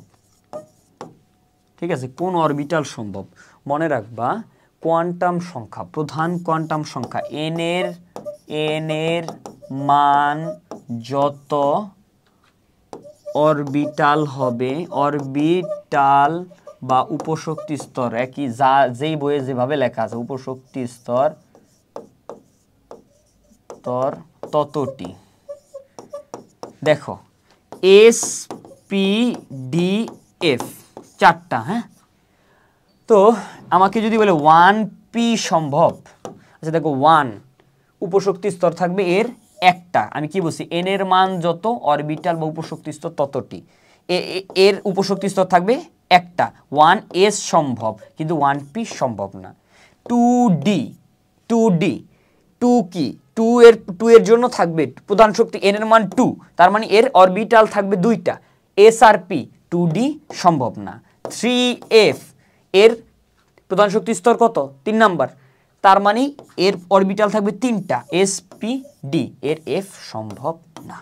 ঠিক আছে, এই কোশ্চেন আর এই কোশ্চেন, এই দুই এমসিকিউ এই চ্যাপ্টার থেকে একদম হট টপিক, এই জিনিসটা ভালো করে একদম দেখে নিবা। আচ্ছা, তারপরে আমাদের পাউলির বর্জন নীতি আছে, পাউলির বর্জন নীতি আমরা দেখব। পাউলির বর্জন নীতি আমাদেরকে বলে একটি পরমাণুর দুটি ইলেকট্রনের 4টি কোয়ান্টাম সংখ্যা একই হতে পারে না। একটি পরমাণুর নাম্বার দিয়ে মনে রাখবা যদি মনে না থাকে, একটি পরমাণুর দুটি ইলেকট্রনের 4টি কোয়ান্টাম সংখ্যা কখনো একই হতে পারে না। এটা আমাদের পাউলির বর্জন নীতি আমাদেরকে বলে যে একটা পরমাণুর যে কোনো দুইটা ইলেকট্রন, শুরুরটা শেষেরটা মাঝেরটা পরেরটা, যে কোনো দুইটা ইলেকট্রনের 4টা কোয়ান্টাম সংখ্যার মান একই হতে পারে না। আচ্ছা, আমরা এবার পাউলির বর্জন নীতি রিলেটেড কিছু ম্যাথ দেখব। আমাদেরকে বলা হয়েছে ম্যাগনেসিয়ামের শেষ ইলেকট্রন দ্বয়ের ক্ষেত্রে পাউলির বর্জন নীতি ব্যাখ্যা করো। ম্যাগনেসিয়ামের ইলেকট্রন বিন্যাস যদি আমরা করি, magnesium 12 1s2 2s2 2p6 3s2। আচ্ছা, তাহলে ম্যাগনেসিয়ামের শেষ ইলেকট্রনটা কই আছে? ম্যাগনেসিয়ামের শেষ ইলেকট্রন দুইটা এখানে আছে। ম্যাগনেসিয়ামের 3s1 ইলেকট্রন আর 3s2 ইলেকট্রন, এই দুইটা ইলেকট্রনের জন্য যদি আমরা চারটা কোয়ান্টাম সংখ্যা দেখি, n l m s। আচ্ছা, এইটা আমরা যদি হুন্ডের নীতি অনুযায়ী এইরকম বক্স করে দেখি, ইলেকট্রনগুলোকে আমরা এইভাবে বিন্যাস করি না, একটা উপর একটা নিচে, উপরে নিচে উপরে নিচে, আর এইটাকে এইভাবে। আচ্ছা, এই 3s1 এর ক্ষেত্রে n এর মান 3, l এর মান মানে s, l এর মান 0, আর m এর মান l এর মান যদি 0 হয় m এর মানও 0 হবে, কিন্তু এর স্পিন আমরা ধরে নেই পজিটিভ হাফ, শুরুটা আমরা পজিটিভ হাফ ধরে নেই। ঠিক সেম ভাবে 3s2 এর ক্ষেত্রেও n3 l0 m0, দেখো তিনটা কিন্তু মিলে গেছে, কিন্তু এই লাস্টেরটা মিলবে না। মানে পাউলি বলতেছে যে একটা পরমাণুর যে কোনো দুইটা ইলেকট্রনের চারটা কোয়ান্টাম সংখ্যার মান কখনো একসাথে মিলবে না। মিললে তিনটা মিলতে পারে, দুইটা মিলতে পারে, একটা মিলতে পারে, কিন্তু চারটা একই সাথে চারটা কোয়ান্টাম সংখ্যার মান একই হইতে পারবে না। আমরা আরো কিছু উদাহরণ দেখলে আস্তে আস্তে একটু ক্লিয়ার হব। আমরা দেখি, বলছে সোডিয়ামের প্রথম ও শেষ ইলেকট্রন, এইবার দূরে দূরে ইলেকট্রন পাইছি। Sodium 11 1s2 2s2 2p6 3s1। আচ্ছা, এইটার স্পিনটা দেখি, উপর একটা নিচে একটা, আর এইটার স্পিন এইভাবে। আমরা 1s1 হইল এর প্রথম ইলেকট্রন, আর 3s1 হইল এর শেষ ইলেকট্রন। এর জন্য আমরা n l m s এর মান যদি দেখি,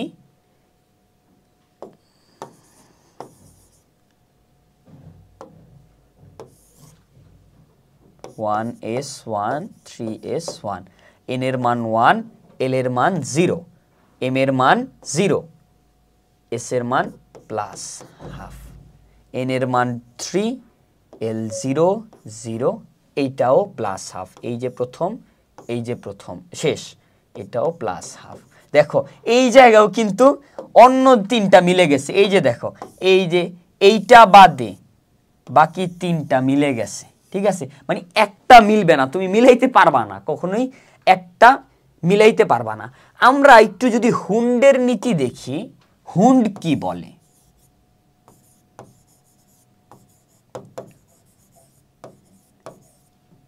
হুন্ডের নীতি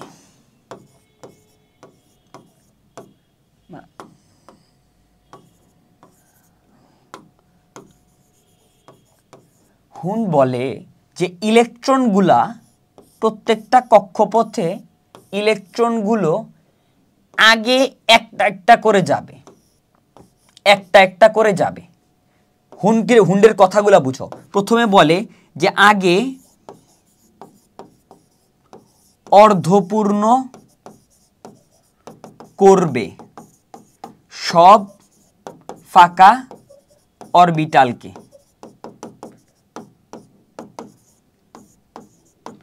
আগে অর্ধপূর্ণ করবে, এবং অর্ধপূর্ণ যে করবে একই স্পিনে ইলেকট্রন প্রবেশ করবে,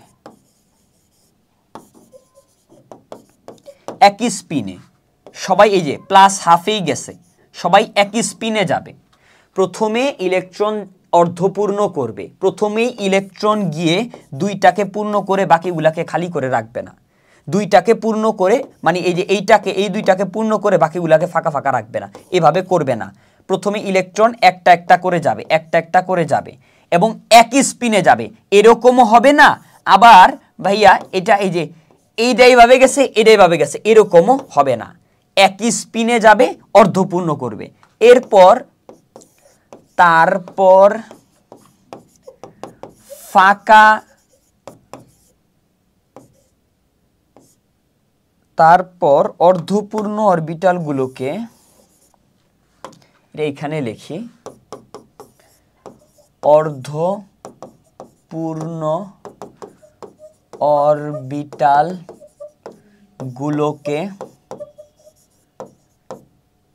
বিপরীত স্পিনে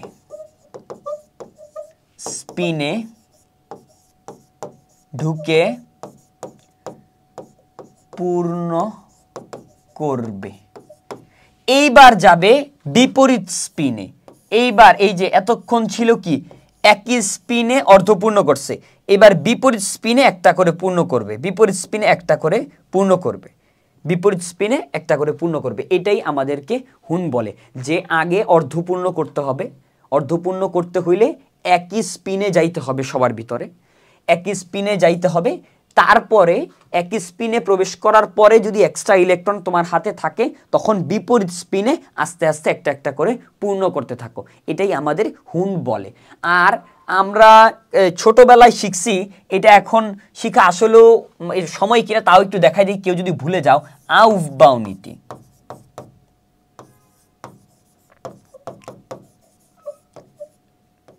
এই আউফবাউ শব্দের অর্থ বিল্ডিং আপ। এই জিনিসটা আসে এমসিকিউতে, ঠিক আছে। আউফবাউ কি বলে, যে ইলেকট্রন আগে নিম্ন শক্তির স্তরে যাবে। ইলেকট্রনের শক্তি মাপে কিভাবে, ইলেকট্রন এর অরবিটালের শক্তির স্তরে না, অরবিটালে যাবে।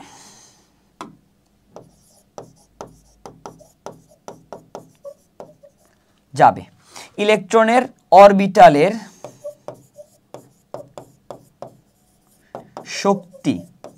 শক্তি কিভাবে, n+l দিয়ে মাপে।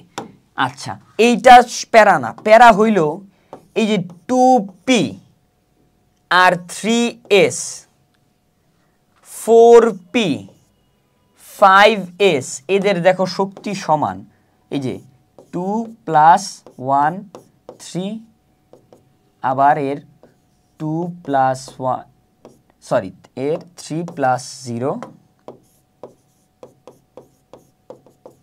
এটারও 4 + 1 5 + 0, এদের সমান। তাহলে এদের কার আগে যাবে, শর্টকাট একদম, যার কোয়ান্টাম নাম্বার, যার প্রধান কোয়ান্টাম নাম্বার ছোট, যার n ছোট, তার মধ্যে আগে যাবে। যার n ছোট তার মধ্যে আগে যাবে, এটার মধ্যে আগে যাবে কিন্তু শক্তি এর কম, এটার মধ্যে আগে যাবে কিন্তু শক্তি এর কম। ঠিক আছে, এই জিনিসগুলো একটু ভালো করে খেয়াল রাখবা। সবগুলা নীতি বোঝানোর চেষ্টা করলাম। এর বাইরে আরো দুইটা নীতি তোমরা একটু বই থেকে পারলে দেখবা, এক্সট্রা সময় থাকলে। একটা হলো শ্রোডিঞ্জারের সমীকরণ বা নীতি। এই জায়গায় তোমরা খালি সাইয়ের তাৎপর্যটা পড়বা, সাইয়ের তাৎপর্য, আর কিছু দেখা লাগবে না। আর হাইজেনবার্গের, এটা তো আমি ওই যে ডি ব্রগলির তরঙ্গ তত্ত্ব পড়ানোর সময় কিছুটা বলছি। তারপর হাইজেনবার্গের অনিশ্চয়তা নীতি। হাইজেনবার্গের অনিশ্চয়তা নীতি, হাইজেনবার্গ কি বলছে, একটা কোনো কিছুর তরঙ্গ ধর্ম আর কণা ধর্ম একই সাথে ব্যাখ্যা করা যায় না। সে বলছে যে তরঙ্গ ধর্ম আর কণা ধর্ম, তরঙ্গ ধর্ম আর কণা ধর্ম একই সাথে তুমি ব্যাখ্যা করতে পারবা না। তরঙ্গ ধর্ম বেশি ব্যাখ্যা করতে পারলে বা তরঙ্গ ধর্ম বাড়লে কণা ধর্ম কমবে, তরঙ্গ ধর্ম কমলে কণা ধর্ম বাড়বে। ব্যস্তানুপাতিক সম্পর্ক, বা এটারে অনেকে এভাবেও বলে যে ইলেকট্রনের অবস্থান আর ভরবেগ একই সাথে অ্যাকুরেটলি জানা যায় না। অবস্থান অ্যাকুরেটলি জানতে গেলে তুমি ভরবেগের অনিশ্চয়তায় পড়বা, আর ভরবেগ অ্যাকুরেটলি জানতে গেলে তুমি অবস্থানের অনিশ্চয়তায় পড়বা। এটাই হাইজেনবার্গের অনিশ্চয়তা নীতি। তো এই চ্যাপ্টারের একটা পোর্শন আমরা শেষ করছি। আমরা শুরু করছি বোর মডেলের ম্যাথমেটিক্যাল প্রুফ থেকে। এর আগে থিওরি কি আছে? এর আগে থিওরি আছে তোমার রাদারফোর্ড মডেল, আলফা কণা বিচ্ছুরণ পরীক্ষা, এর স্বীকার্য পড়বা, এর তুমি এই সীমাবদ্ধতাগুলো পড়বা। তারপরে কি আছে তোমার বোর মডেলের স্বীকার্য, বোর মডেলের সীমাবদ্ধতা। রাদারফোর্ড বোর মডেল পড়ার পর আমরা পাউলির মডেল পড়ছি, পাউলির স্বীকার্য পড়ছি, আমরা আউফবাউ পড়ছি, আমরা শ্রোডিঞ্জারের হালকা দেখলাম, আমরা হাইজেনবার্গ দেখছি, আমরা ডি ব্রগলি দেখছি। ঠিক আছে, আমরা মোটামুটি সবগুলা টাচ করার চেষ্টা করছি। তুমি বই পড়ো আর এইখান থেকে ম্যাথের টাইপগুলা দেখো, এখান থেকে ম্যাথ সলভিংয়ের টাইপগুলা দেখাও, এবং এই টাইপের অনেক ম্যাথ তুমি বইয়ে পাবা। এই সেম টাইপের ম্যাথগুলা করো, বা একটু ঘুরায় ফিরাই দিছে, একটু ডিফিকাল্টিস বাড়ায় কমাই দিছে, সেই ম্যাথগুলা ট্রাই করো। ঠিক আছে, তাহলে এই জিনিসগুলো সহজ হবে। ম্যাথ আসলে প্র্যাকটিসের ব্যাপার। সূত্র আমারও এখনও ভুল হয়, একদম আমি এটা ফ্র্যাঙ্কলি বলতে পারি যে আমারও এখন সূত্র ভুল হয়। তো তোমাদের ভুল হওয়া আরও স্বাভাবিক। ঠিক আছে, সূত্রগুলো বারবার একটু মনে করার চেষ্টা করো, সূত্রগুলো বারবার লেখার চেষ্টা করো। তারপর কনস্ট্যান্টের মান, এই চ্যাপ্টারে ঝামেলার তিনটা জিনিস আমি বের করছি। একটা হলো সূত্র, সূত্রের মধ্যে আর কারো ঝামেলা নাই, খালি ওই যে ভি আর ই এর সূত্রগুলা, এই একটা ঝামেলার জিনিস। আর একটা ঝামেলার জিনিস একক, এইটা তোমাদের আমি কমানোর চেষ্টা করছি, এককের ঝামেলা, কোন একক কখন বসবে। আর একটা লাস্ট ঝামেলা হইলো, সেটা হলো তোমার সূত্র রিলেটেড প্রবলেমগুলা, একক রিলেটেড প্রবলেমগুলা। আর লাস্ট একটা ঝামেলা হইলো আমরা যাব্যতায় করতে গেলে পাবো আয়নের সমস্যাগুলা, আয়ন রিলেটেড